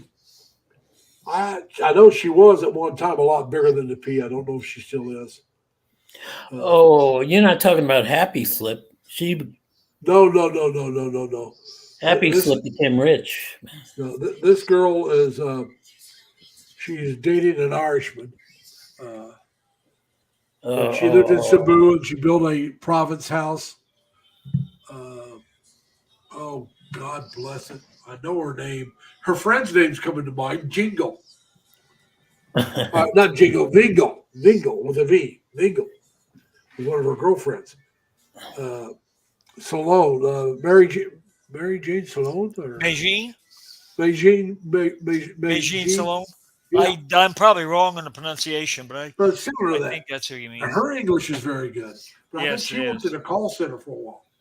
Yeah. And she used to work Yeah, putting those on call centers. You learn a lot there. But I'm just saying, though, she also worked with these events, work special Oh, events. yeah. She Yeah. did that because I followed her for a while, but yeah, I know, Carla. You, mom, and dad. Now, was that in Mission, Texas, or Brownsville? Brownsville. That's Jerry's Texas. neck of the woods. Yeah. Well, my mom and dad and my youngest sister in 1977 were snowbirds down there that year, but I'm not sure they did both. They stayed both places, Brownsville and Mission. My mom and dad did. Brownsville and where else? Mission. They're both Mission. down there by. They're both down there by the Mexican border. Crazy Kid said that the English language is based upon the Germanic language, and I think that there's some truth There's some, to that. yeah, as I recall from my high school English, it's based on a lot of the Yeah, German Mel Jean roots. Salone, Tim. That's it. That's what I'm thinking of. Her boyfriend's name is Tom Roman, and they got a channel. Tom and Mel Jean, and then Roman's got a channel. Tom's got a channel called Roman with Tom or something like that. The Mel Jean's got her own channel. Yeah. But I dropped it because there's nothing against Mel Jean, but I dropped her during the pandemic because she was always at home in the province, and that got boring for me. Yeah. I just have I still get stuff from her. She's on my Instagram, and so I'll catch things there. And but she built a really nice house out there, and then she went on the little cheaper side. She didn't go full cement. She went to cement around the side, up about 4 foot. Then she went with a different type of material, and that storm blew through there a couple of years, about a year and a half back, tore her place up, so they rebuilt it all cement. And but then they had a porch where they turned that into another room, so it's a little bit bigger now. Yeah. McAllen. Oh, you were in McAllen. Okay, I was thinking Mission. All right, you guys were in McAllen, Texas. All right. yeah. Jerry lives, I think, close to McAllen. Yeah, I know. Max played for Robin Mack. We got our great nephew, Max, started playing drums professionally at 16. And I apologize to everyone for the dark lighting because I just saw you all doing a live, and I have 2 dim lights here. well, that's all right. That's all right. That's Yeah. all right. It gives you an air of We did. mystery. I'm We just didn't too care lazy what you to look get like. up and go get a lamp. Yeah. Like I said, it gives No, you we the don't air care trying to what look you cool look or anything. gives you an air of mystery. I turned on. I got this light on my camera. My camera's an external camera, and I turned it on because I was a little more in the dark too. But I got this light here. If I go like this, Oh. I don't like the lighting, so I put it at the wall. And You know what? I do have a little clip-on light, like for walking. I'm going to go and get it and see what it does. All right, Sure, well, go we'll ahead. be right here. Yep. We ain't going nowhere. No, we'll be talking for a while. Yep. Oh, you don't like I said, I liked it better when she was spending more time in Cebu. And then once she started building the house, well, it was interesting. I like watching people having their houses built. I enjoy that part of it. But when she started spending all that time in the province, it really wasn't that interesting to me. I am a big town or a small city boy, born and bred. My hometown is about 80,000 people. Yeah, mine's 5. But 5,000, I mean, not 5 people. I know. But I lived in a town about 7,000 when I was in. And that's a great town for kids. It really is. Yeah. When I lived in Casey, Illinois, I lived there for 5th and 6th grade. See, we live 13 miles out of town. Yeah. So. Well, I never lived out. Well, I did live out, but I lived in a subdivision. Yeah. That was in Terre Haute. In Casey, we lived in the city, we call them towns out there. Yeah. Out here, it'd be a village or a hamlet. You know, probably a village. But out here, they call cities that we'd call towns. Yeah. Oh yeah, Batavia. They call it's Batavia City, and it's only about 30,000 people. Yeah. We'd never call that a city back home. I'll tell you, when I first moved out here, they're so proud of their townships. All right, it's called a town. Right. And where I'm from, a township means nothing. It's just, that's where you vote. That's about all. Yeah, you know what a township actually is? What? It's 640 acres. Yeah. Well, anyway, they out here, each town has its own court. Yeah. Each town has its own judge. Sometimes they'll share, but very rarely. Yeah. And they'll have their own police department. And you drive in, and so you're paying more taxes because you got to pay for that stuff. Yeah. So I first moved out here, and I'm driving down this country road, heading towards where I worked for security. The security office was in Rochester itself, so I was heading towards Rochester, going the back route. And I see this sign that says, "Welcome to the town of Riga." I'm looking around. I don't see a single building anywhere. All I see is trees and fields. That's it. And I'm thinking, where the hell is the buildings? If this is because you can't even see them down the road.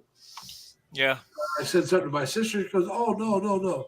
Out here, a town is a township. And every time you go into a new town, it will tell you, 'Welcome to the town of.' And if it's right out the edge of a town, what we would call a town or a village, then you see that. But otherwise, you're out in the country, and it says, 'Welcome to the town.' And who knows how far you're going to go before you get to any buildings." Yeah. I went by on don't remember which freeway it was. I was in Montana though, and it said, what the heck was the name of it? It wasn't Livingston. Maybe it was Livingston. Yeah. And there was nothing you could see. But I needed to get something to eat, so I took the exit and I went down there and I followed it. And about 3 miles off the road behind a hill, there was this little town of about 300 people.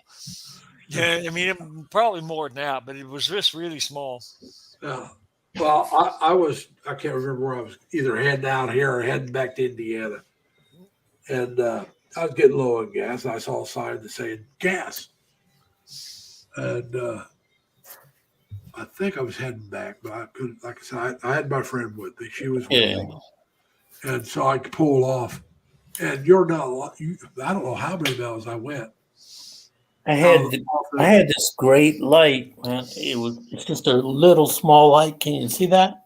Yeah. And it's got, look at this, and it's got the neck is adjustable all kind of different ways. Uh-huh.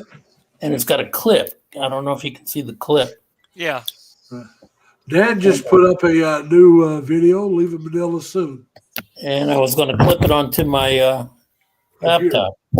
Yeah. But it burned out. I guess. New batteries, huh? No, actually, this little light is for some reason there's no batteries. There's probably some kind of battery inside, but there's no way to get inside this thing. Oh, So it's kind of like a disposable little Yeah. light. But it's a shame because the thing is just it's got a swivel on it. yeah, that's pretty handy. Yeah, it's handy. I'm gonna have to find a way to get one like this. I used to walk in the desert at night, and and I used to clip it to my clothes. Right. I had a light that you could wear. Yeah, I was- yeah. Well, that's I mean, like, no, I mean, you put it on your head, the light oh shines. yeah. A headlight, One of those headbands. I got that for free when I went to. We were on our way back from China. My friend and I, we went to China back in '99, and we were on our way back from China, and they gave us that light because I guess there was something going There you on. go. So, there you go. It's on. Yeah. So they gave us that light, and I don't know if we want that light on or not. it worked. It worked for years. But Yeah. like you said, there was no way to replace the batteries. Once it went bad, it went bad. Yeah. But it worked for years. I mean, I could sit in the dark, put it on, turn that on, and sit there and read. Yeah. But yeah, I enjoyed it. All right, Tim. We'll see you when you get back. Hey, take care, Tim. Let me I want to read the comments. Well, Happy New Year to everybody. Yeah, Tim said he didn't like Mela Jean's channel because she was always bragging about her house, and then she complained that it was ruined by the storm. Well, I understand it. It was. I mean, she did. I don't think the house had been built that long. No, it hadn't been. And she, let's be honest about it, she was trying to save money, and she went that route thinking, it'll be okay.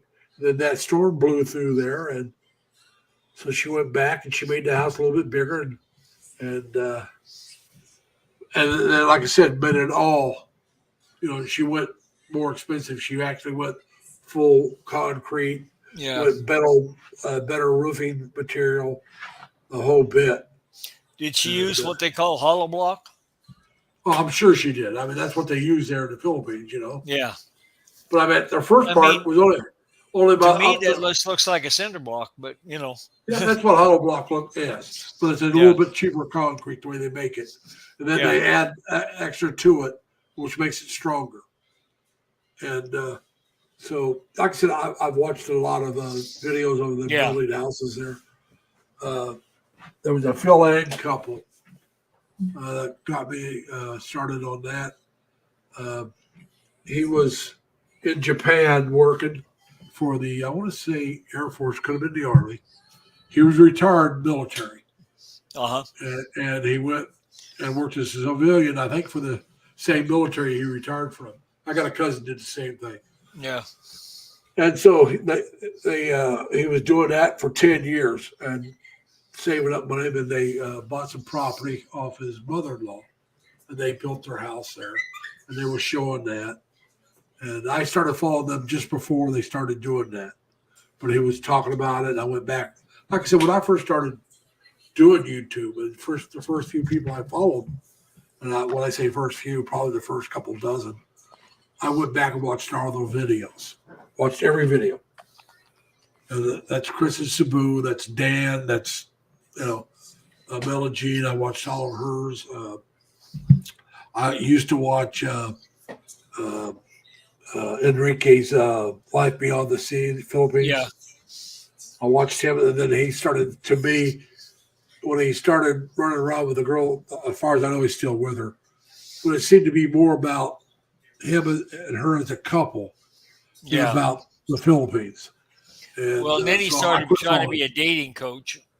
Oh, I thought that was being an idiot anyway. That was long before I quit following him. He was Yeah. doing that. I mean, I'll tell you how you meet a girl in the Philippines. You show up. Duff said. I mean, really. I You mean, show up, you be nice, have Yeah, a smile but on I'm your just saying, face. you show up Yep. and you start talking to people. They find out you're single. They've got a cousin, a sister, a Yeah. mother, a good friend, somebody they wanted to introduce you to. Yeah. And I got that from watching other YouTube channels. Exactly. Because they'd be there. Yeah, because I've not been there, so Yeah. Well, I'm just saying there was Rod from Amazing Philippines. yeah, He would talk about how they were always asking him, "Oh, where are you from? You got a girlfriend? I got a cousin. I got a sister." yeah. I've heard him Let say me that. introduce you.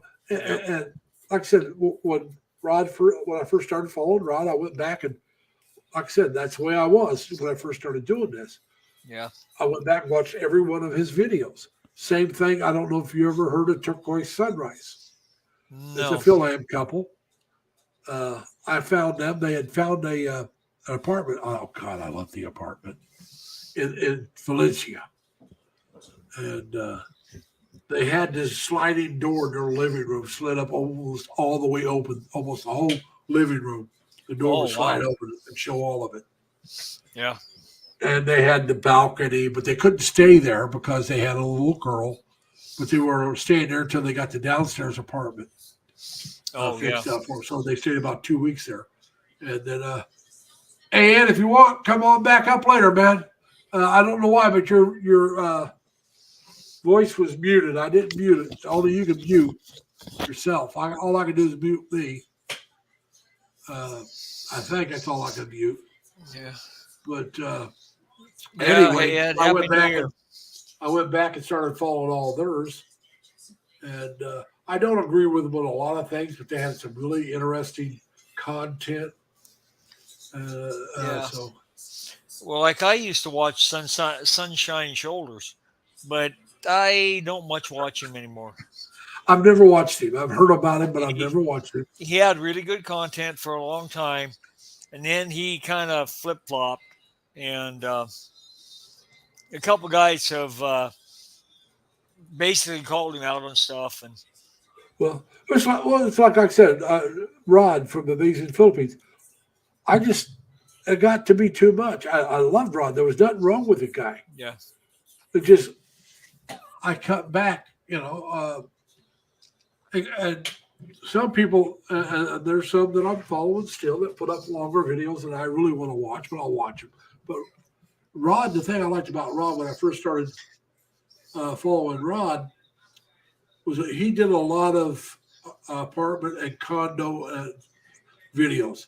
Here's what you can rent for at this place and this place. Love that, and he still does that occasionally. But he,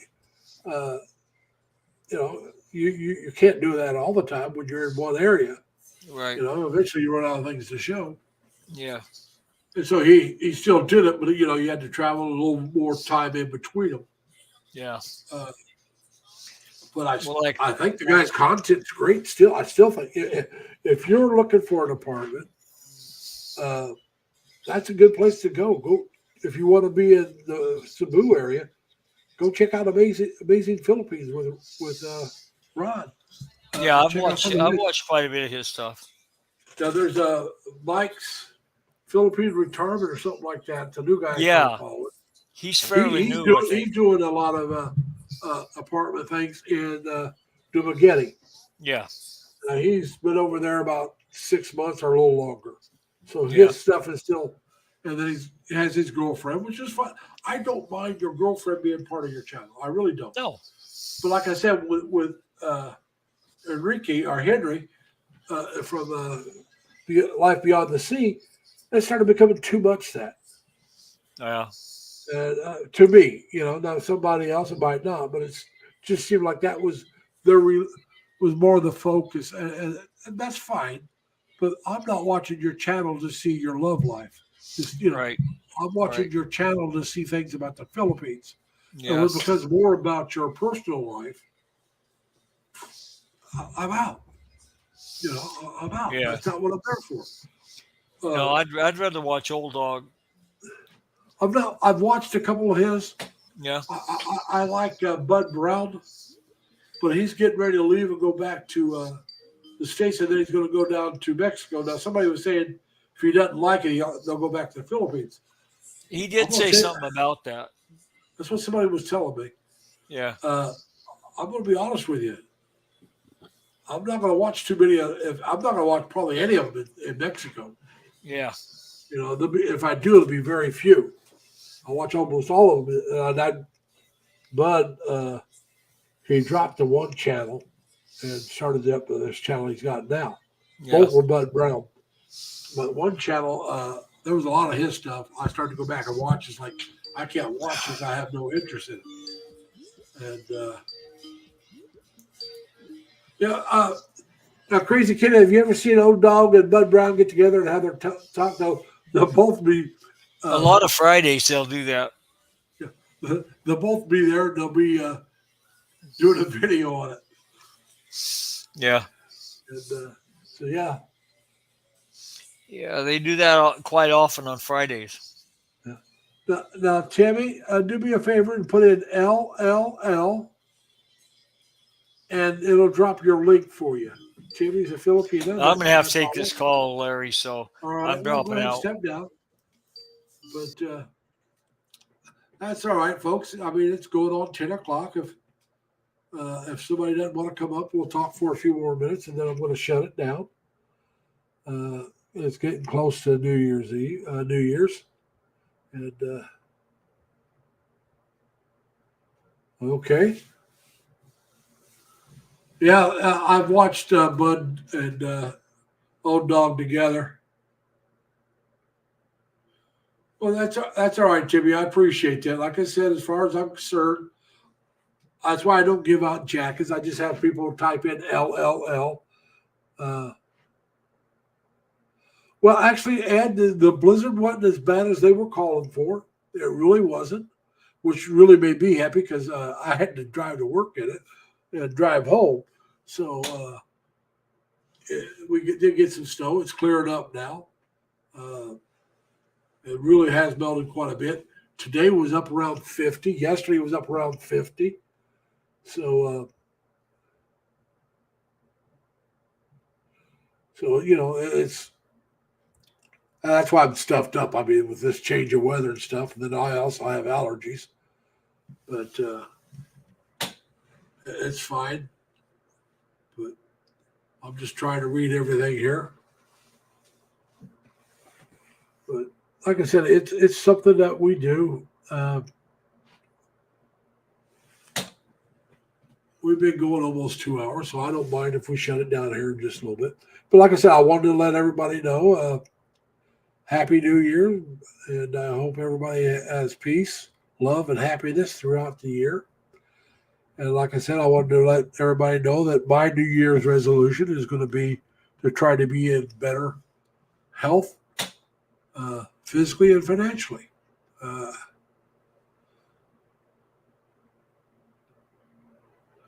Wow, Crazy Kid, that's bad. 1 inch in most places, but 15-foot drifts in others, huh? Well, we probably got, I don't know, maybe 4 or 5 inches total. But that's not bad when it's spread out. And and I was lucky in that my drive to work happens to be a school bus route. So they get the school bus routes cleared up real quick. Now I could have went the other way if I wasn't a school bus route, because that would be the highway. The highway, that would be what they call the Northway, which is 87 towards Canada. But I like taking Route 9. It's a little more relaxing. Takes me a couple of minutes more, but I don't care. I find it more relaxing, especially on the way home. On the way into work, it's not so bad going 87 because it's before the rush hour, or seems to be before the rush hour gets bad. But when I come home, it can get crazy. And people act like idiots going home. Let me be honest with you. They cut in and out. And I've seen them do it on some of the smaller roads, too. I mean, like I said, my friend and I were going to her father's gravesite the other day. And, it's 2 lanes each direction with a turn lane in the middle. And there's 2 cars jump out the turn lane just to pass people. And they were doing this, not the cars that were passing. The cars they were passing were doing the speed limit, or if not faster. I believe they were actually over the speed limit, but it just wasn't fast enough for these two morons. And one car had to slow down, come in the other direction because he wanted to get in the turn lane so he could turn. He was wanting to use it to turn, which is what it's made for, to turn. They just decided they were more important than anybody else, and pulling out in front of people and driving like idiots.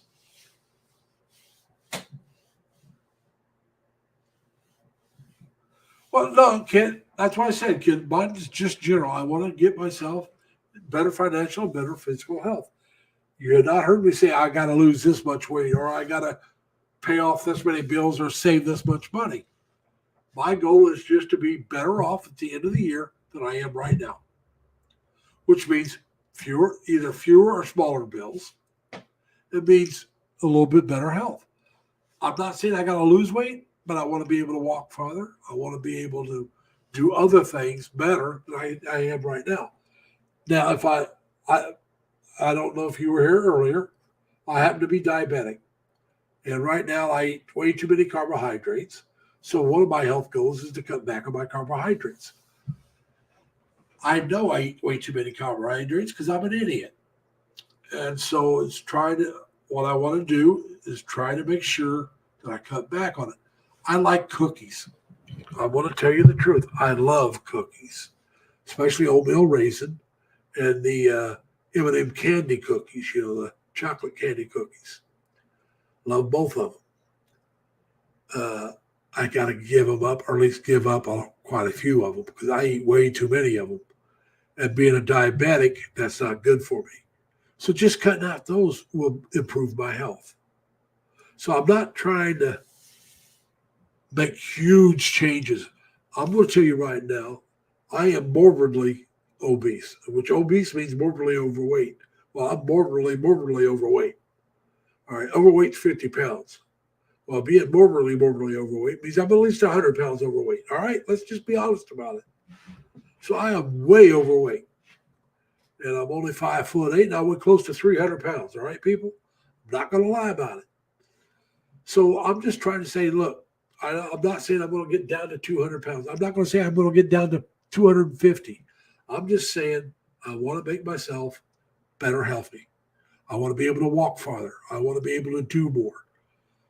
And right now I'm walking, not as much as I should, but I'm still walking. And I'm walking less than I did during the summer, only because it's been really cold. Now, today I walked about 7,000 steps. I was up to 8,000 before winter started. I was up to around 7,000 steps yesterday and about 6,000 the day before. I'll be around 7 or 8 tomorrow. And if everything goes right Monday, I'll be up around 8,000 again. My friend, she and I are both supposed to go walking on Monday. I don't know which park I'm going to go to. We haven't decided that. I may or may not take a video. If I do, it'll probably be a short one.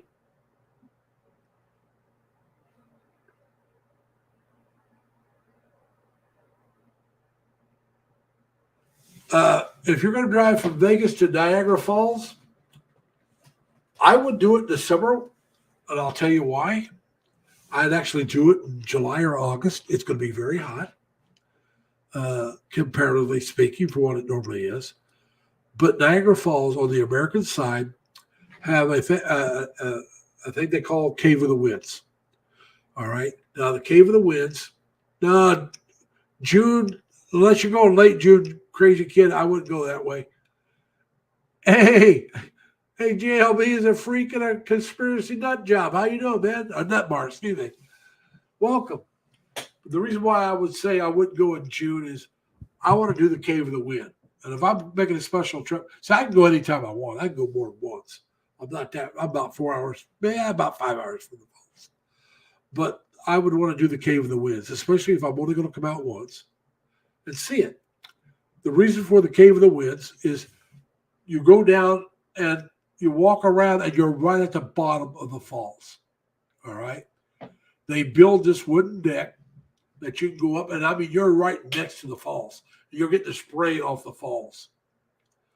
And that's why I would want to go in July or August, because then you can get down there and really enjoy that aspect of it. Now, in June, you may get warm enough weather to do it. But like I said, due late June. And if you can, if you got your passport, do the American and Canadian side both. And the reason for that is do the American side first. I hate to admit this, but do the American side first because the Canadian side is so much nicer. There's so much more to do on the Canadian side. They don't have the Cave of the Winds. They both have what they call the Maid of the Mist, which is a boat that takes you right down to the bottom of the falls. And you can get the spray off of the falls that way, but you can get that from either side. The Cave of the Wind you can only get from the American side because the falls are on the American sides, but the views are on the Canadian side. And Crazy Kid will have to agree with that. And no, JLB, nobody else has showed up today. I haven't seen my friend, my enemy. I haven't seen Chicken, you know who, or anybody else. Just you. And so, like I said, I would do the Cave of the Winds first. Do the American side first. And then after the American side, if you, like I said, if you're going to be there for a few days, go to the Canadian side. And they've got, so much to do. And on both sides, you can park your vehicle, and they have these like little trams that you, but they're not on tracks. But you can get a pass for them. At least the American side, you can get a pass for the tram, and it'll take you all the way around all the sites on the American side, and you can get on and off all you want. So you just leave your vehicle and just. And if you can get on 90, probably 90, because 90 will take you right to Buffalo. So work your way up to 90 and just run 90 all the way to Buffalo. You would probably want to get off on 190, I believe, on that side of Buffalo, and but there'll be a sign telling you Niagara Falls and Canada. And it's either 190 or 290. I'm not sure which one you would get off on, but I'll take you up there. But like I said, do the American side first. You'll love Cave of the Winds. I like to go every time I go. Oh, they closed it for the winter. You can't do it now, Tim. And you couldn't do it during the COVID, but you can still do the Cave of the Winds. At least the last I heard, you can do the Cave of the Winds.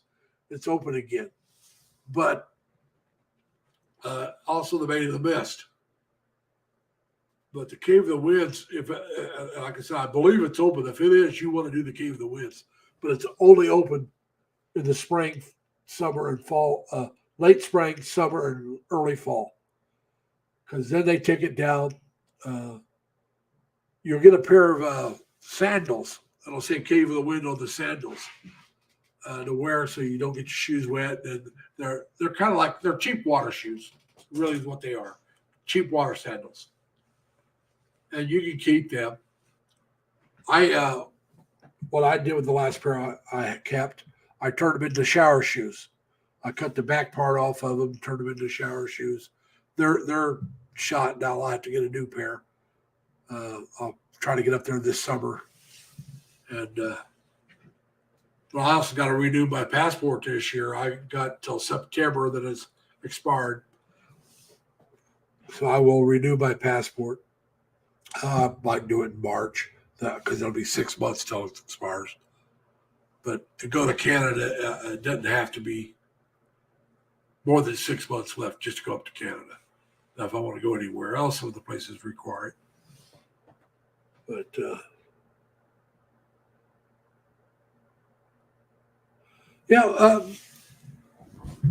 I don't know if I want to be on a bus that long, Ed.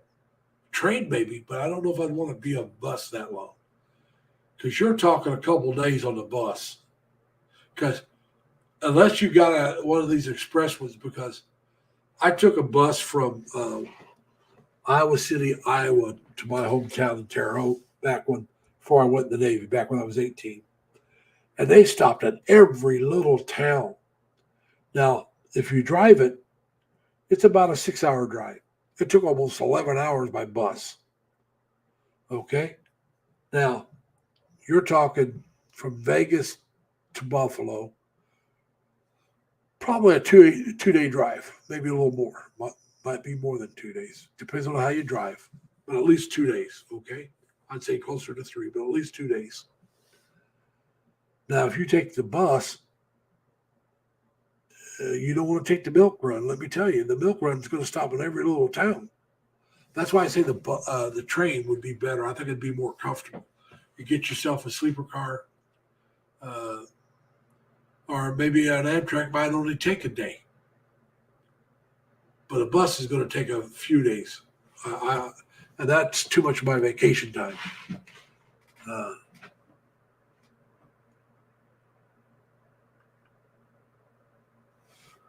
I believe you used to enjoy that, Ed, winding him up.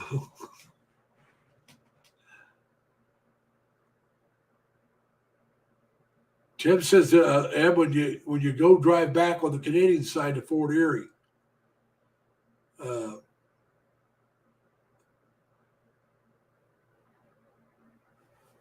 yeah, like I said, that's the quicker way.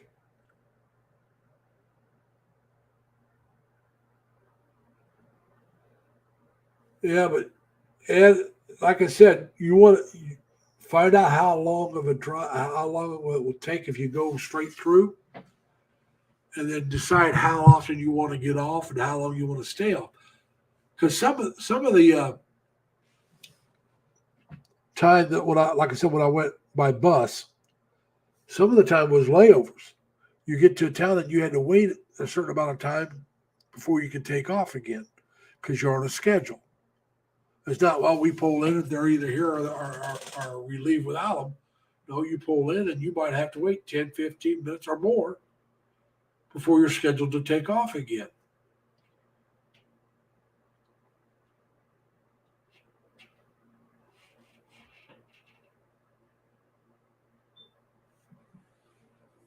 Well, he could do that. I mean, fly into Detroit, or you can fly into Buffalo.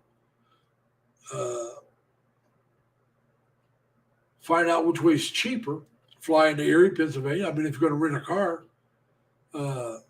check around and don't decide where you're going to fly to. Check and see which one's going to be your cheaper route. Fly in, rent the car, and but I would got to remember how many miles, how much mileage are you going to get with the car? We're going, are they going to limit how many miles that you can drive? Well, there are planes in Vegas. You can always fly out. Yeah, there's charter buses. Now, I'm going to tell you the truth. If you're going to take a bus, if you can find a charter bus to Niagara Falls, that's the way to go if you're going to take a bus, because they're not going to stop a lot of different places. They might have a couple stops, depending on how full the bus is. But if you got a full bus and it's chartered to Niagara Falls,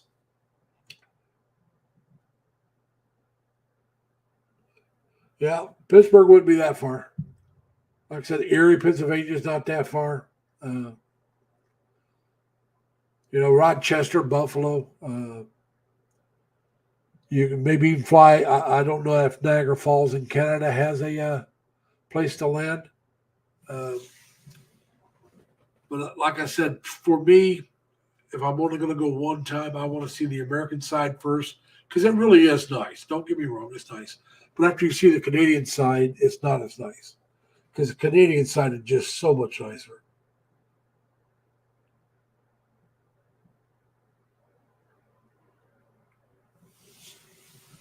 But, yeah. Hello, Mr. Poppycock is my friend, and JLB is my enemy. JLB is a freak conspiracy nut bar is here as well. He was asking if anybody else was here. And I told him that no, but now you showed up, so I have two of you here. But, we're just sitting here talking. Yes, I agree, Ed. The newer buses, some of them are really nice. But see, for me now, outside of being diabetic, I have one other problem, that the diabetes is not a problem for traveling, but this other problem is. How long am I going to be traveling? Because I have sleep apnea. So if I drive, I can stop, spend the night in a hotel. If I take the bus, do I have a place to plug my machine in, or can I leave? Because I'm going to store if I don't use my machine. So how much is that going to bother my bus mates? Because I'm a heavy snorer. But if I have my machine, I'm not. It's like if I get lucky enough that I'll be healthy enough when I can go to the Philippines, I will want a first class or business class ticket because I want to be able to use my CPAP for traveling. Because and I know that's a very long trip, and I want to be able to sleep. Now, I can sleep without it, but I don't get very much rest. And there again, it's I snore. So how much would I bother the other passengers? Yeah, snore may keep the driver awake. You're right about that, crazy kid. My snore, I could be at the back of the bus. The driver's going to be complaining about my snoring, all right? It's that simple. I raise the roof when I snore. And it's gotten worse over the years. I've been a snorer for my whole life, I think, at least ever since I can remember. And one thing about people with sleep apnea, I can tell you this. If you don't snore, you don't have it. All right? It's that simple. Now, not everybody that snores has sleep apnea. All right? But if you have sleep apnea, you were a snorer because you don't get it unless you're a snorer. Now, another thing that's usually true, but not always, is that if you have sleep apnea, you're overweight, white male. But you don't have to be overweight. You don't have to be white. You don't have to be a male. I have a sister who's overweight, white female. She has it. I got another sister I think has it, but it's not been checked for it. But I don't think my other brothers or my other sisters have it. So out of the 7 of us, I think 3 of us have it, and the other 4 didn't. I could be wrong. Well, Tim, if your girlfriend doesn't complain about you snoring, you probably don't snore very much. I wake myself up snoring sometimes. I've done that. And I'll tell you what, my sleep apnea was so bad that I would stop breathing many times before I even got to sleep. So I'd wake up snorting because, I stopped breathing. And that's what sleep apnea is. You stop breathing. And, but you snore, then you stop breathing, then you do a short, then breathe again, and go, and then you snore. And now you may stop breathing. That's fine. You have to stop breathing 6 to 10 times an hour before they consider it a problem, depending on how long you stop breathing each time. Well, my sleep apnea was so bad it was 100 sometimes an hour.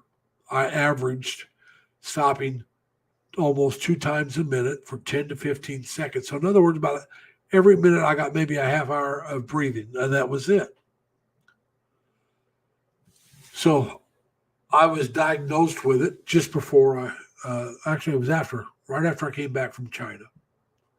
I was scheduled to be checked for it not before I went, but it was set up to be checked before I went, but I wasn't scheduled until after I got back. Well, as many of you know, if you travel overseas, a real long distance anywhere, you sometimes suffer from jet lag. And some people can get that just traveling from the East Coast to the West Coast. It's that change of your routine. And the farther you travel, the longer it takes you to get back into your normal routine. Now, when I went over to China, I had no trouble, no jet lag. Really, it was just like I was here in the States. But when I came back, I was in China for over 3 weeks. Well, actually, just about 3 weeks straight up. And when I came back, that's when jet lag hit me. And yes, Mr. Poppycock, yes, I had to get diagnosed by a clinic, a sleep clinic. You'd go in and they'd hook you up to these all these wires would be hooked up to your chest and on your head and stuff, and mostly your chest, but a couple up here on the forehead area. And then you'd go to sleep. I was in China for vacation. I'd never been, always wanted to go. So I went to Beijing, spent about a week in Beijing. Then I went down to Changsha, which is where a friend of mine is from. That's where she's from. And we stopped out on our way down there. We stopped at a place called Zhengzhou.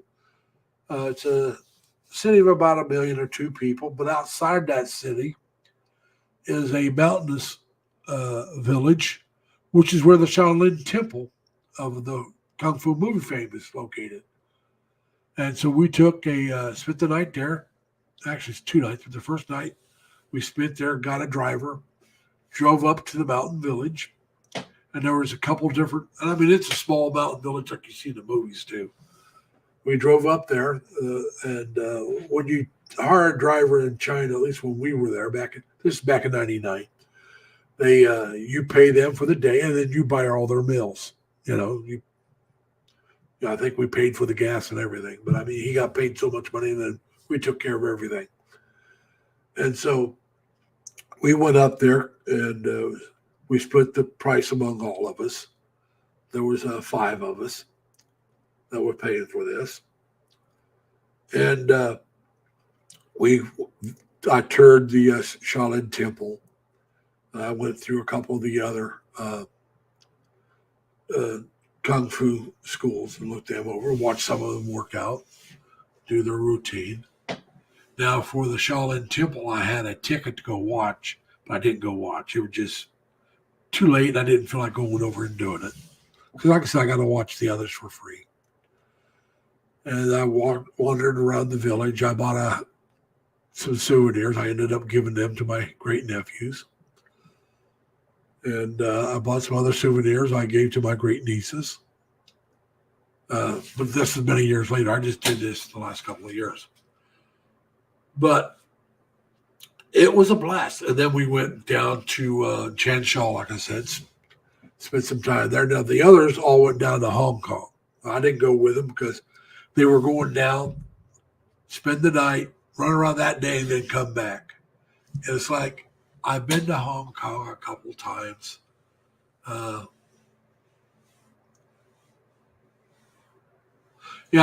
with you, Mr. Poppycock. But anyway, I've been there a couple times. I had no desire to go down there and just run. It was like, no, I'm going to stay right here in Changsha, and I'm going to take some time and relax and be by myself. I don't mind. And so that's what I did.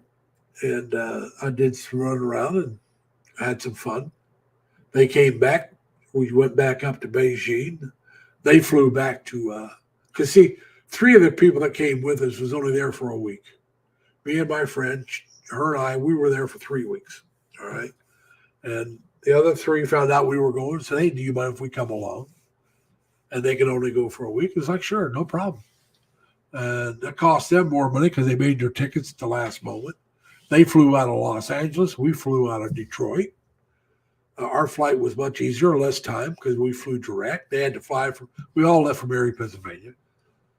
We like I said, me and my friend, we went to Detroit, then flew straight out of there to Beijing. They flew from Erie, Pennsylvania to Los Angeles, then to Beijing. So it took them longer. But Mr. Poppycock, you're right. When I went to China, it was a really good time to go. You could go in on a tourist visa. You did not have to have somebody to sponsor your visit. You didn't have to be on a guided tour. You just went on your own. And that's what we did. We just went on our own and had a blast. Now, either somebody's got to sponsor you or you have to be on a guided tour. I would never take a guided tour. I'm not doing it. The only way I'd take a guided tour is if I took an ocean cruise because, well, you're going to go where the ship goes anyway, And even then, I don't think I'd pay for the guided tours off the ship. Okay, that's simple. And the reason is I want to do things at my pace. I want to do what I want to do, not what they want me to do. I'm just not interested in that kind of travel. Like I said, when we first got there, the other three was only there for a week. They wanted to run. We got there and I said, see y'all, I'm going to stay in the hotel and sleep. I'm going to take it easy today. We just got here. I'm not in a hurry. And so I saw everything they saw. I just saw it later at my own pace after they were gone. I didn't care. Go do what you want to do. Now, when we went to the Great Wall, which, oh, God, I love the Great Wall. We were the only foreigners, that was obvious foreigners because my friend's Chinese. So, she didn't draw any attention, but we did because, like I said, we're white. Now, you go to the tourist area, guess what? You're not the only tourist. Even the Chinese that are there are tourists. Some of these people are from a very small village and have never seen a Caucasian. I've seen very few and probably never seen one as big as I am, And I was a lot smaller back then. I was probably 60 pounds lighter, maybe only at least 40 to 60 pounds lighter. All right. Probably close to 60 pounds lighter than I am right now. Hey, Naval Don, welcome, sir. And so we were getting looked at a lot. And it seemed to upset them. It didn't upset me. I understood, Hey, I've been the tourist, I've seen people that I didn't. You go somewhere and you see somebody dressed up in garb you're not used to seeing here in the States. Their looks may not look different, but their garb does. It's like, I've never seen anybody dressed like that. I wonder where they're from. What's going on? It's just natural curiosity. They see something they're not used to. And I could tell that sometimes people were lining up their shot, especially when we were at the Shaolin Temple, that village there. They would line up the shot to get us in the background. And I even had some of them ask me if they could take a picture with me. I was like, sure. Well, they were upset because people were treating them like, a tourist attraction. But yet they were also upset because nobody asked to take the picture with them. Well, you're acting like you don't want anything to do with this. You're acting a little more standoffish than I am. What do you expect? Why would they come forth and ask you when you act standoffish? And, but yeah, like I said, that was at a lot of the tourist places. I noticed that. And it's, like I said, there was a few at the Great Wall, a lot of the people that were on the bus, because we were the only Caucasians on the bus. We were the only non-Chinese on that bus. Because our friends didn't go either. They, it was just four of us that went, the four guys. And so we were, like I said, we were in. Now, when we stopped to get something to eat, the people that were in charge of the tour took us aside and kept us with them and made sure we got fed the right things and got, what we paid for. And we were treated quite well. But it was a tour bus for Chinese. It wasn't a tour bus for us. But they took us and they watched over us quite well. And like I said, they could tell I was a little more friendlier than the other three. So they, first when they asked me to take a picture, I said yes. Boom, that opened the floodgate. A lot of them started asking to have a picture taken with me. Now, I'm going to tell you, if you ever see my pictures, I don't know if I'll ever be able to put them up on the, I'll tell you in a minute, on YouTube. I don't know if I'll ever be able to do that. I'll have to figure out if I can. My pictures from China. I'm wearing a Chinese emperor's garb. Now, you guys, unless you're Chinese, probably will not notice it. But I'll tell you it anyway. I'm wearing it backwards. The reason for that is it's made for people from, Chinese, the smaller people. Now, I'm not that tall, so it's not because of my height. It's because of my girth. So I wear it backwards because it wouldn't close properly if I wore it the right direction. So I had to put it on backwards. But I went ahead and put it on and wore the headgear and had the pictures taken. So I got those pictures. And I enjoyed it.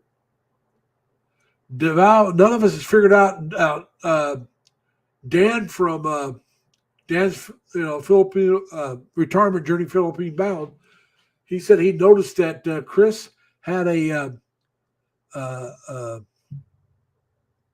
a resume up online there in the Philippines, and so we're speculating that maybe he found a job, but we don't know for sure. And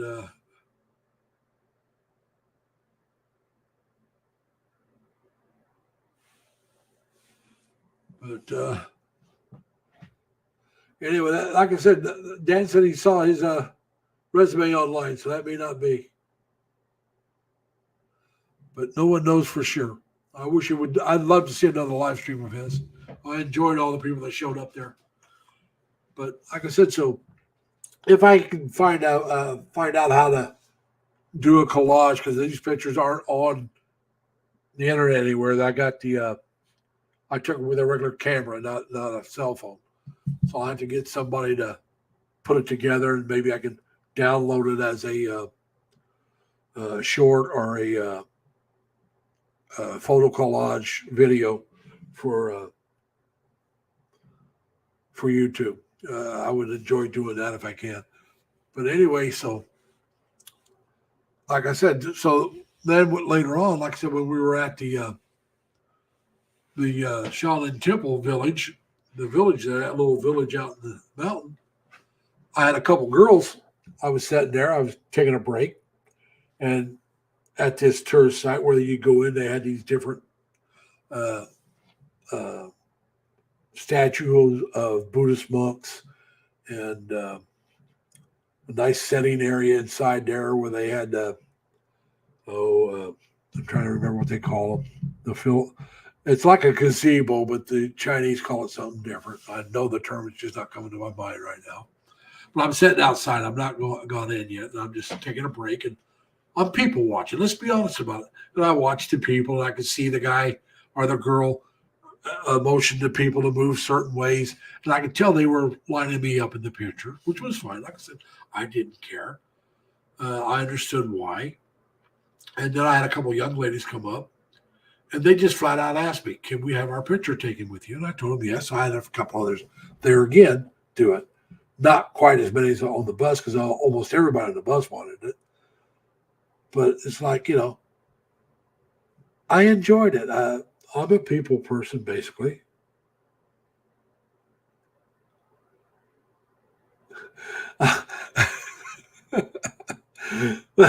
Val, if you're talking about old, fat, and ugly, yeah, I look like him. Yeah, but I don't even know why I'm putting that back in. Nobody else can. But so anyway, I'd like to get those pictures if I can. I'll have to go to some of the photo place and see what I can do. But yeah, some people just get burned out, Ed. They really do. I mean, I went so long without doing any videos because I had so many videos done for my trip to Terre Haute, and before I went, that it was a nice little break for me. I mean, I took almost a month off without videoing anything, and then the last two videos I did is like, oh wait a minute, I don't have anything up, so I did that. I had to get some, because I forgot about it. I was doing my live stream still, which is what I really like. But I do the you got to put up other content. You can't just do live streams. At least I'm not large enough to just do live streams. I'm not like Chris was.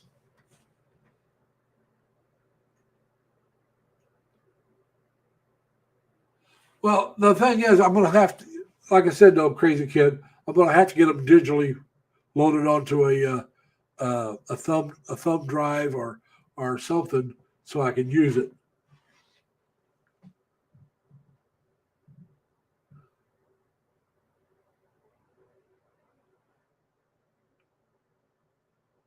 Well, I tell you, the problem, I understand in some way. I would gladly meet people if I thought people really wanted to meet. But I can understand, too, that, sometimes it's, you think, you're nothing, I'm nothing special. So you're wondering why people really want to meet you.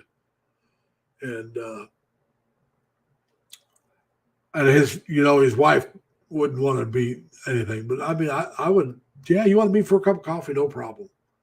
Now, my wife and kid's not going to be with me because that's the way his wife and kid was. But it'd be no problem. If you want to meet for a cup of coffee and a donut, yeah, no problem. Let's do it. And it'd be all right. But well, now for me, I got to give up the donut. Forget the donut.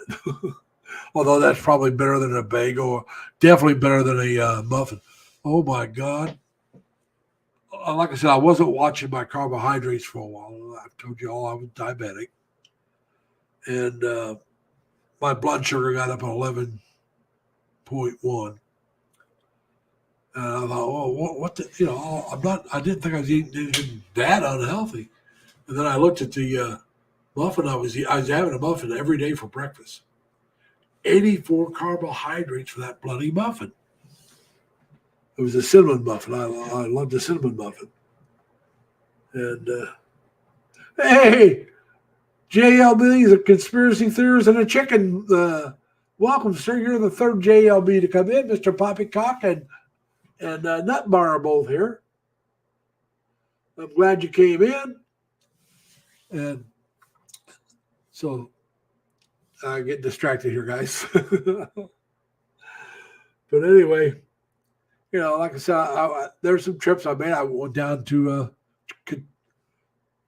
New Orleans just before Katrina, and went and seen a few places down there. It'd be kind of interesting to get those pictures. See, a lot of my past travels was taken with a camera.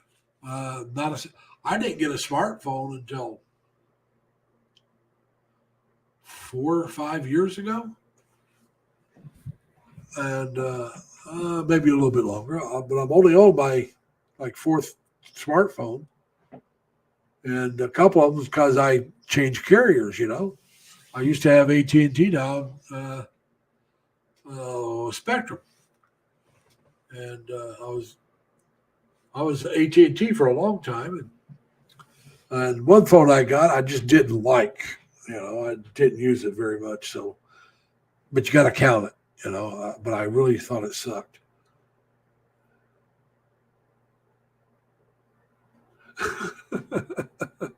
Sounds like my kind of restaurant, Heart Attack Grill.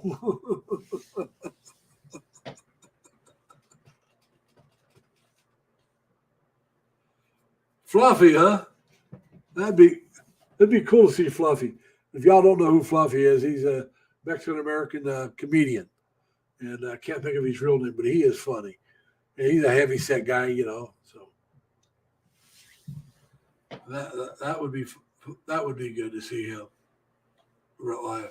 There's this Korean-American, or American-Korean, whatever you want to call him, comedian. And he's got a real Southern accent because he's from Nashville, Tennessee. That's where he was born and raised. Now, both of his parents were actually from Korea. And he said where when he was growing up, his family was the only Korean family there. And one of his jokes was when he was in school, the regular teacher was going to be out for an extended period of time. I don't know if she was pregnant or what. But, Gabriel Iglesias. He's funny as all get out. Fluffy is. But anyway, they were asking him if he ever did anything as a kid. And he said, yeah. He says that this teacher was going to be out. They were going to have a substitute. And one of his friends come to him and says, the substitute starts today. And he looked at the guy and says, yeah. And he said, well, you're our new exchange student. He goes, yes, I am. So he said he went walking in like an old Korean guy, just shuffling along and had a name tag made up. But he also said when he had Jackson and Grant was his two sons, North and South. Grant, the general of the North, and Jackson, the general of the South. He said he was going to name the son Lee, but he says that sounded too Korean. So they named Jackson. And so anyway, he said they had their daughter for a long time. He just somebody asked him what his daughter's name was, and he said vasectomy because he got a vasectomy after she was born. When she got older, she didn't think the joke was so funny. But the guy's hilarious. I can't Henry something. I can't think of his last name.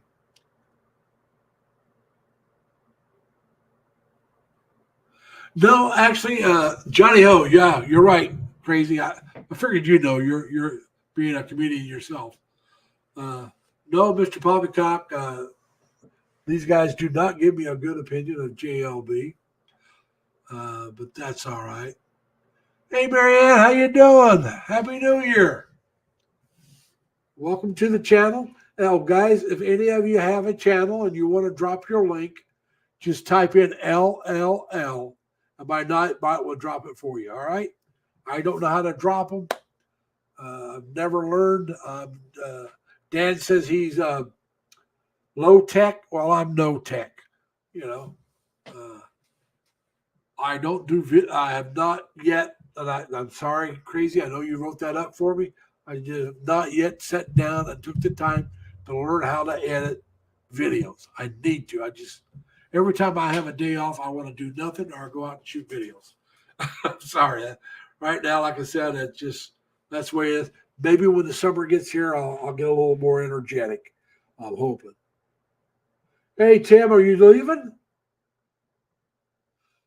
Man, you have a good night, Tim. Or excuse me, good day, because it's almost 11:30 where you're at, because you're over in the Philippines. So you be safe. Deval, if you're leaving, you be safe. Enjoy the fireworks if that's what you're going to do. Like I said, I'm not going to stay a whole lot longer, but I don't mind staying for a little bit. But I know it's getting close to time. There you go, Marianne. That's the way to do it. It should drop your name here in just a little bit. See, there it is. I know, President Xi. I'm glad you made it, though. You have made a couple, but you don't make too many of them. But I'm glad you're here. Like I said, I was talking about my trip to China, and I had a blast. I also went to Toronto. If you guys ever get a chance and you go to Toronto, you want to go to the Casa Loma. It's the guy that came up with the Canadian water power plant at Niagara Falls started building this castle-like home. And it's a tourist attraction. They never did finish it. And but it is something to see. They got a restaurateur. He was putting in a swimming pool inside the castle, down in the basement. Didn't quite get it. I do. I love it. I have been to all. I can't say all. I've been to 3 of the major cities in Canada. I've been to Vancouver. That's the first one I went to, which is over by Washington State. Then I went to Toronto, and I've been to Montreal. I've not been to Quebec City, but I have been to Montreal. Loved all 3 other places. One of these days, I'd like to go up and see Quebec. I'm over on the right side of the state now to go up that way. It's a whole lot closer to Montreal where I live now than when I lived up by Niagara Falls. So who knows? I'll try to make it up there.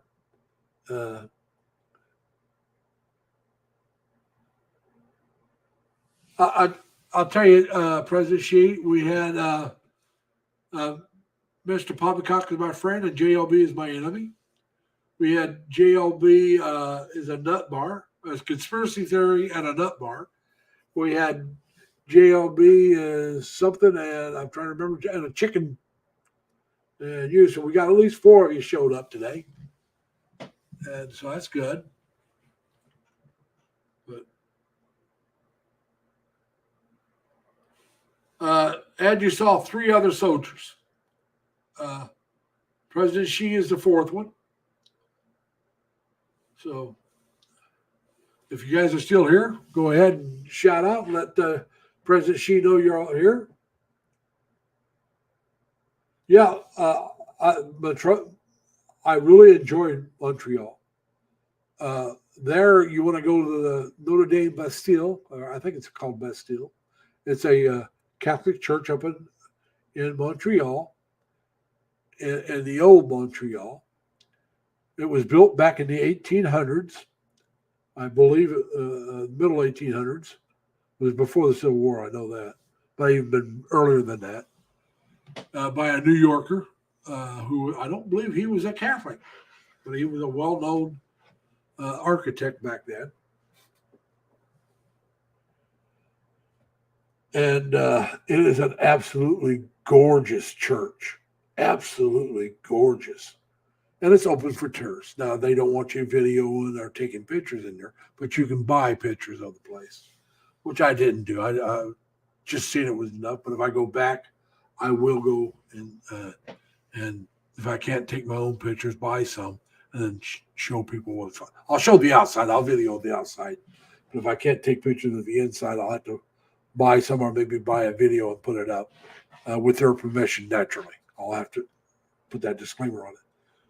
But it is absolutely gorgeous. And the stained glass windows, the woodwork. Oh, it is absolutely beautiful church. Now,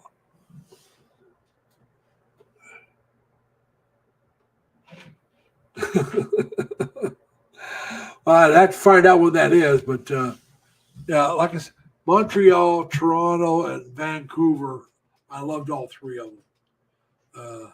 In Washington State, Seattle's a gorgeous city. I was stationed in, a couple places in Washington. I was in Tacoma for a short period of time, TAD there. I was in Bremerton, which is right across the Puget Sound from Seattle. That's where the dry docks are at. I had a ship that was in dry dock there. And so I was there for about 6 months. And then later on, I was on shore duty in a place called Pacific Beach, Washington.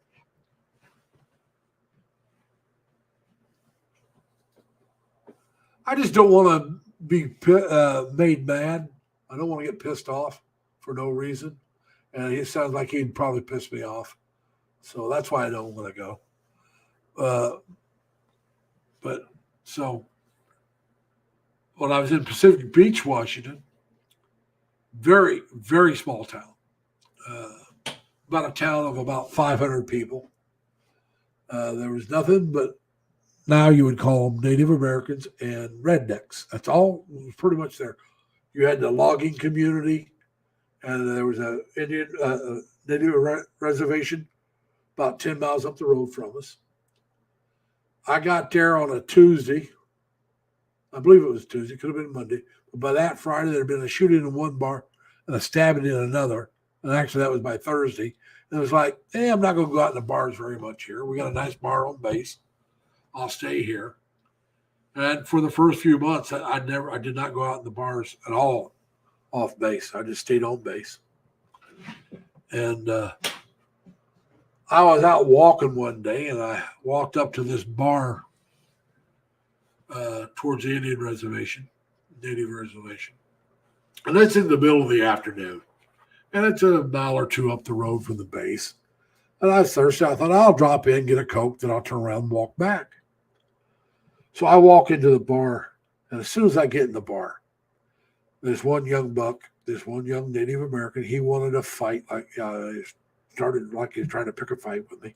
So I just turned around and walked back out. I didn't even get anywhere close to the bar. I just started walking in and turned around and walked out. And I had two more young Indians follow me out.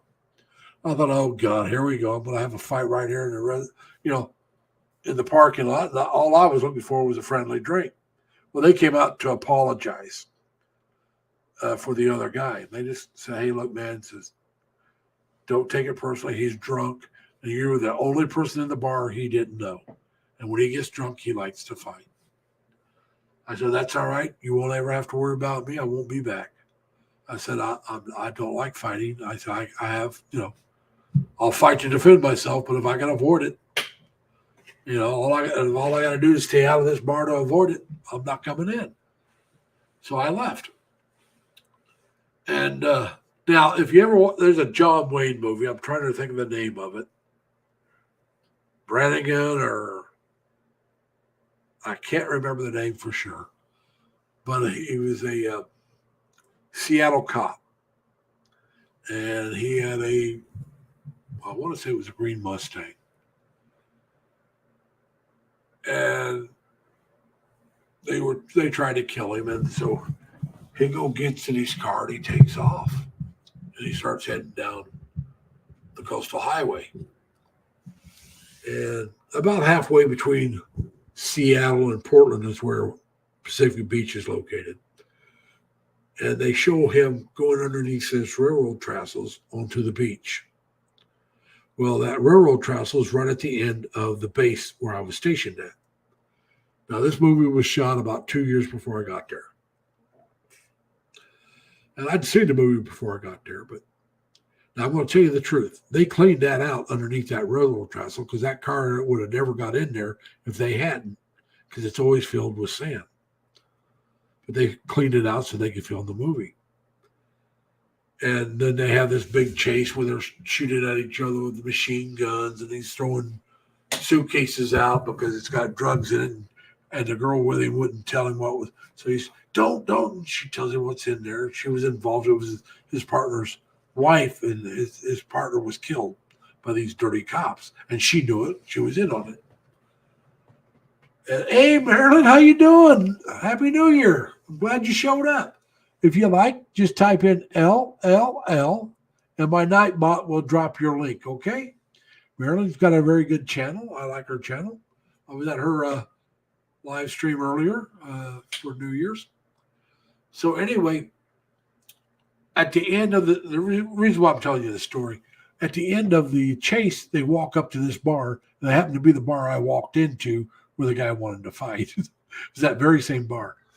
But anyway, I met this one Native American. Now, he was smaller than me as far as height goes. But, I mean, his shoulders was, broad. He had very broad shoulders, very muscular. And he said John Wayne hired him to be a bodyguard. And I looked at this guy, and it's like I could see it. I mean, this guy was built. He was short, but he was built. And I thought to myself, if he was lying and I knew it, I still wouldn't tell him he was lying because he could rip my head off. He just looked at him and knew it. He was bad.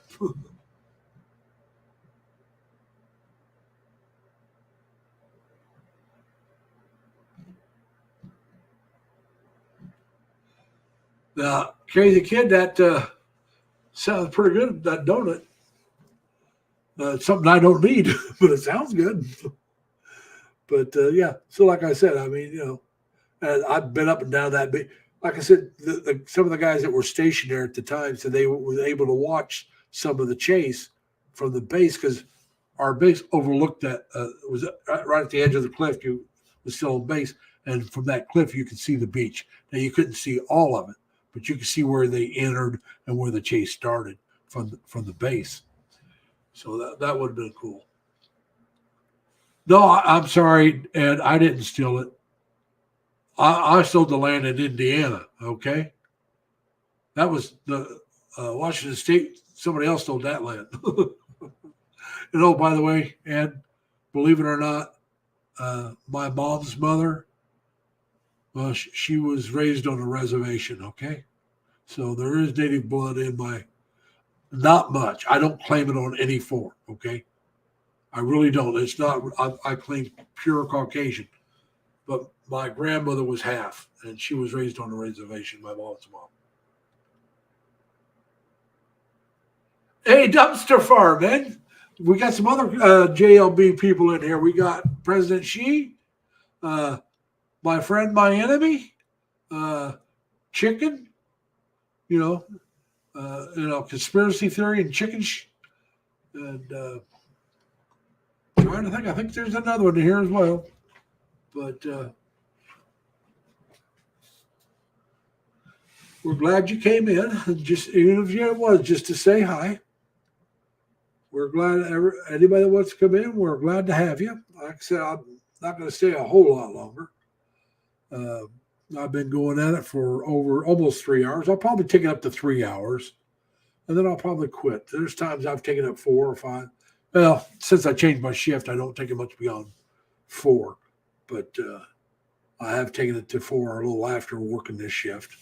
Last weekend we went 4 hours, I think, but I think this weekend we'll call it about 3, so everybody can either get off. Well, the people in the Philippines have probably already been to church and back if they're going.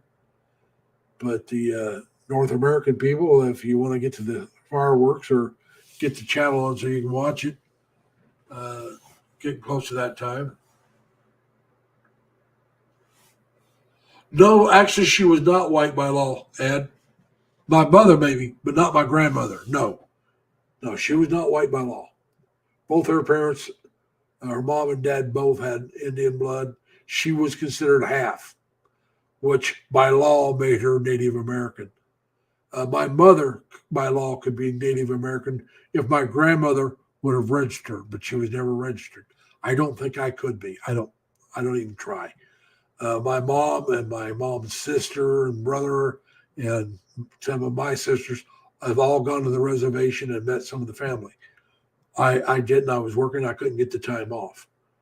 But my grandmother, her sister, her brother, actually her brothers were all raised on the reservation.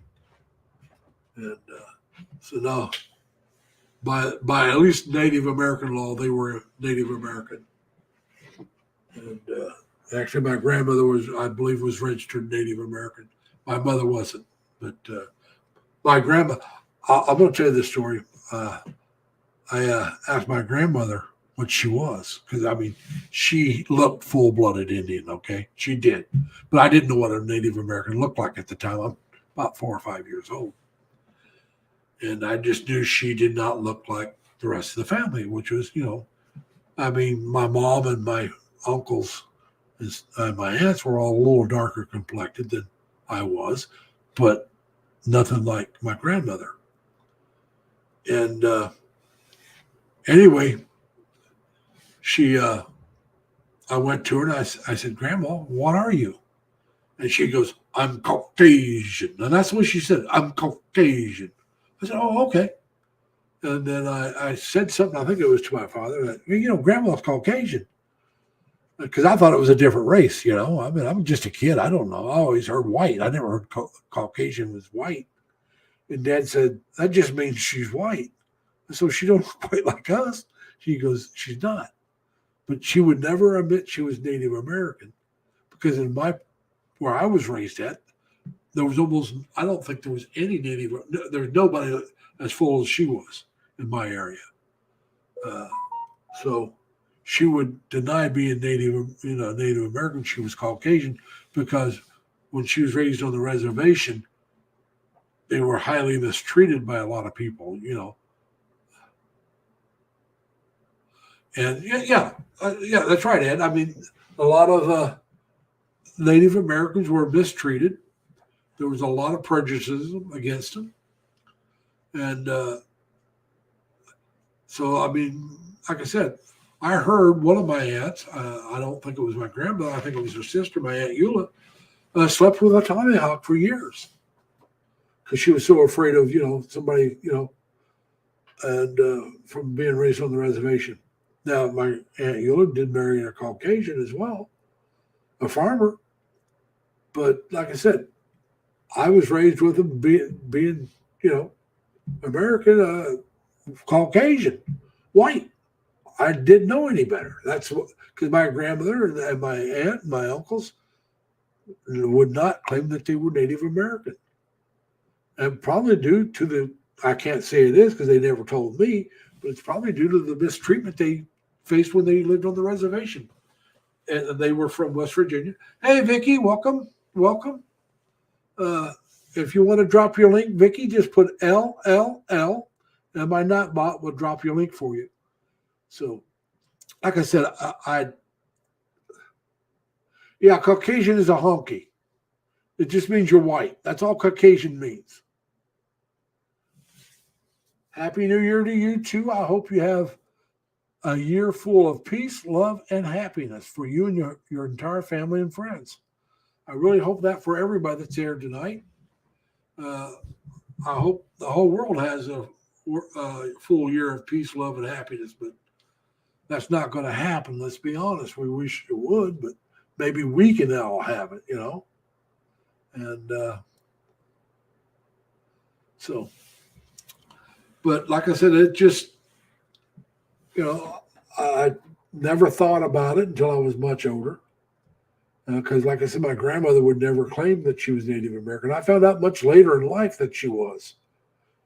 I just figured, well, she's all right. She's Caucasian. She's just, you know, a little darker complected Caucasian than, because some of the other Caucasians are, you know, Italians are considered Caucasian. They got a little darker skin than the Irish, which I look more Irish, but I'm a mutt. Pure and simple. I'm a mutt. I got German, Scottish, Irish, French, Native American. You know, I'm a Heinz 57, baby. I got a little bit of everything. I'm a melting pot and unto myself. And I'll tell you how bad it is. My dad has a cousin who happens to be related to John Wilkes Booth. Well, she's dead now, but so he had a cousin. Now, on my mom's side, her father, mother name was Hanks. Supposedly, the Hanks that she's related to, or was related to, I mean, he was related to, he died in 92 at 92. Was related to Nancy Hanks, Abraham Lincoln's mother. Now, not directly related to, but a cousin of his mother. So I got on one side of the family, Lincoln, and on the other side of the family, John Wilkes Booth. You want to talk about a strange world? Now, what do you think? Do you think that's strange or not? I do. I can understand that, crazy kid. The French and the English have been at war for many, many years. And like I said, I got English, I got French, I got Scottish, I got Irish, I got Native American, I got German. I don't think I mentioned that earlier. That's where my grandfather's family came from. They came over before the Civil War. Now, I can't remember if my great-grandfather was born after they got here or if he was the one that was born on the way here. Now, my grandfather was born here. I believe my great-grandfather was born here. And I think it was his grandfather, my great-great-grandfather, was born in Germany, I believe. The family historian, my uncle, my mom's older brother, he passed away a few years back at 92. Notice 92. My great-grandfather, 92. Like I said, my grandfather, 92. My uncle, Everett, 92. My mom, well, she's outlived him. She's 96. She'll be 97 January 20th. God bless her. Hey, Peter, how you doing, man? Happy New Year. So anyway,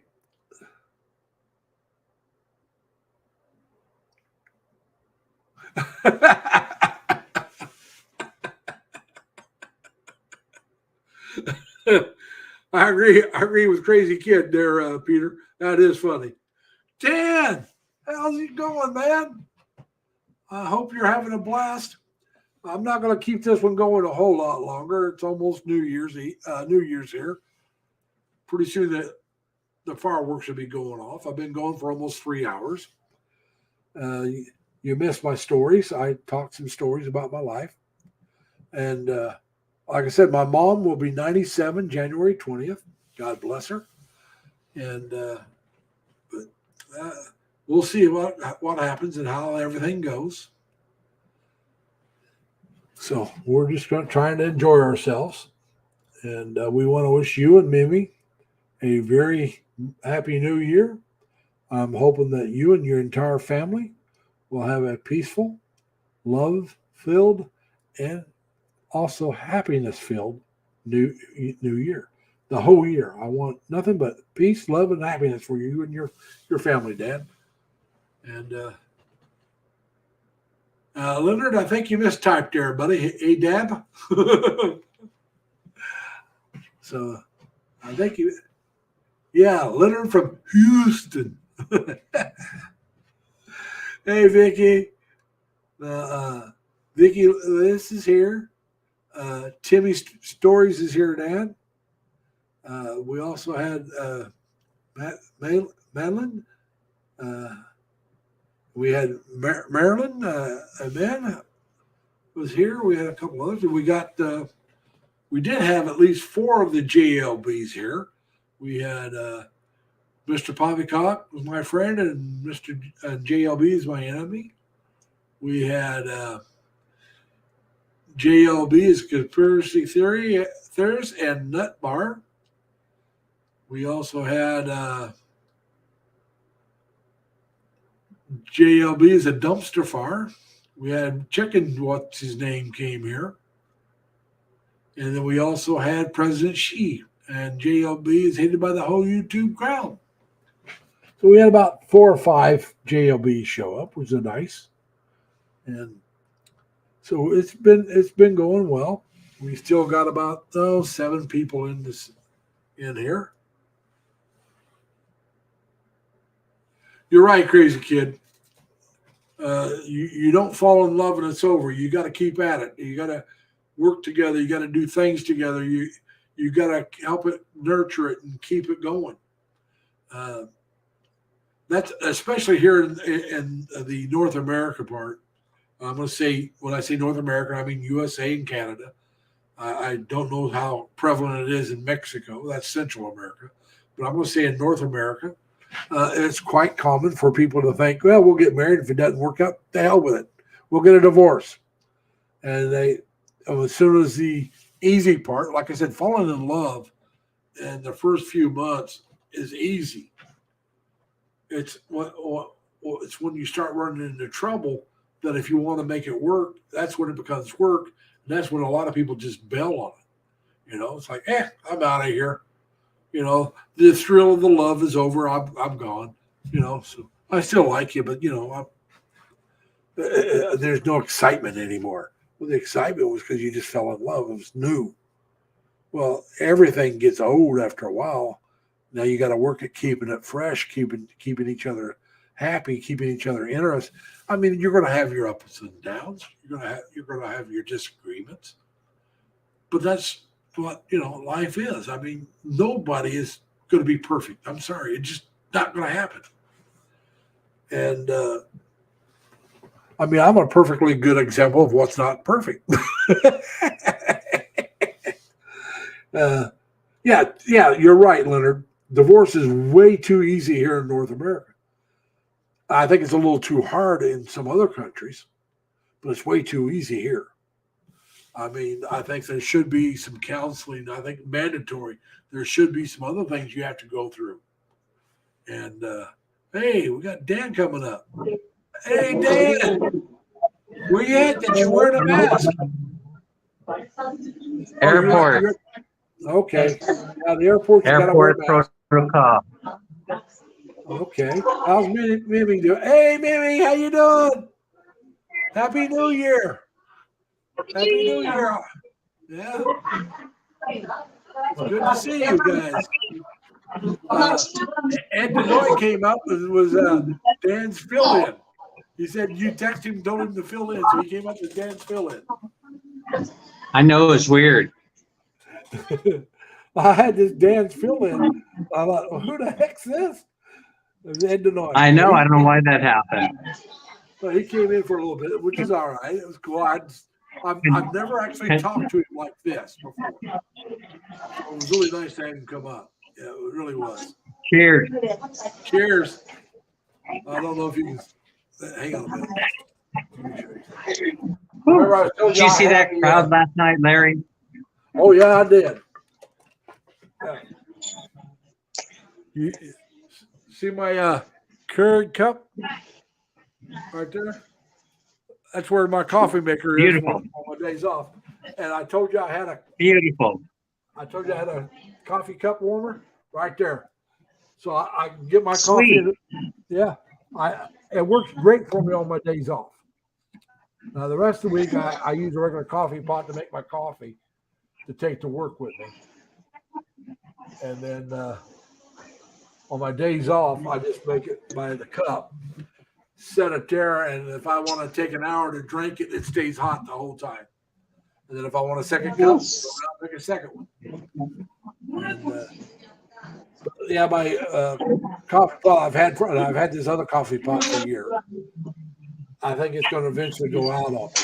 So I thought, well, I'll buy this. I'll set this up, and I'll have both. Maybe the other coffee pot will last longer because I make coffee to take to work with me. And I got a little container that I pour it into. It's about 17 ounces of coffee that I take to work. And that's all I have on the days I work. And then I drink Diet Mountain Dew for the caffeine at work if I need something else. Like today, I had to have a Dew. I had to have that caffeine. I was sitting there going, because Dang, you've been live for a few hours already, huh? yeah, I just hit 3 hours. I just hit 3. I'm not going to go to midnight tonight. You caught me. I was going to. Hey, Eddie. How you doing? Happy New Year, man. Eddie Centeno is here. The one from New Mexico. That Eddie? Him and his wife, Joyce.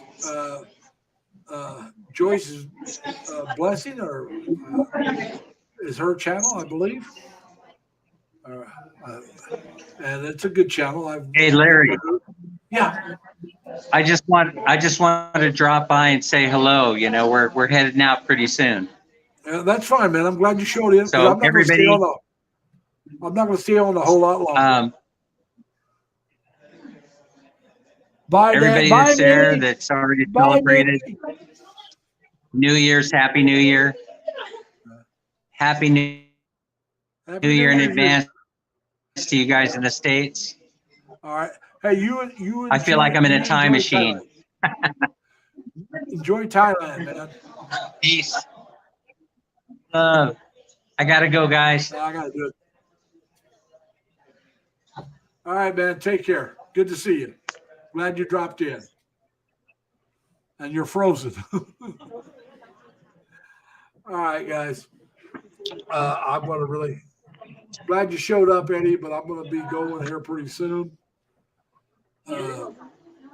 I've been going since 8, and I got to get up at 5 in the morning. Last week we stayed till midnight. I could do that, but I think with it being New Year's Eve, I probably should call it quits earlier. And so anyway, I took Dan out because he's frozen. If he starts moving again, I'll bring him back up. But he was saying bye to everybody. So I think I'm going to go ahead and end it. So, all right, everybody, let me go ahead and do my normal ending. Remember to be kind to each other. Take care of yourselves. Stay safe and healthy. Plus, always try to have fun. Love you guys. Take care. Bye.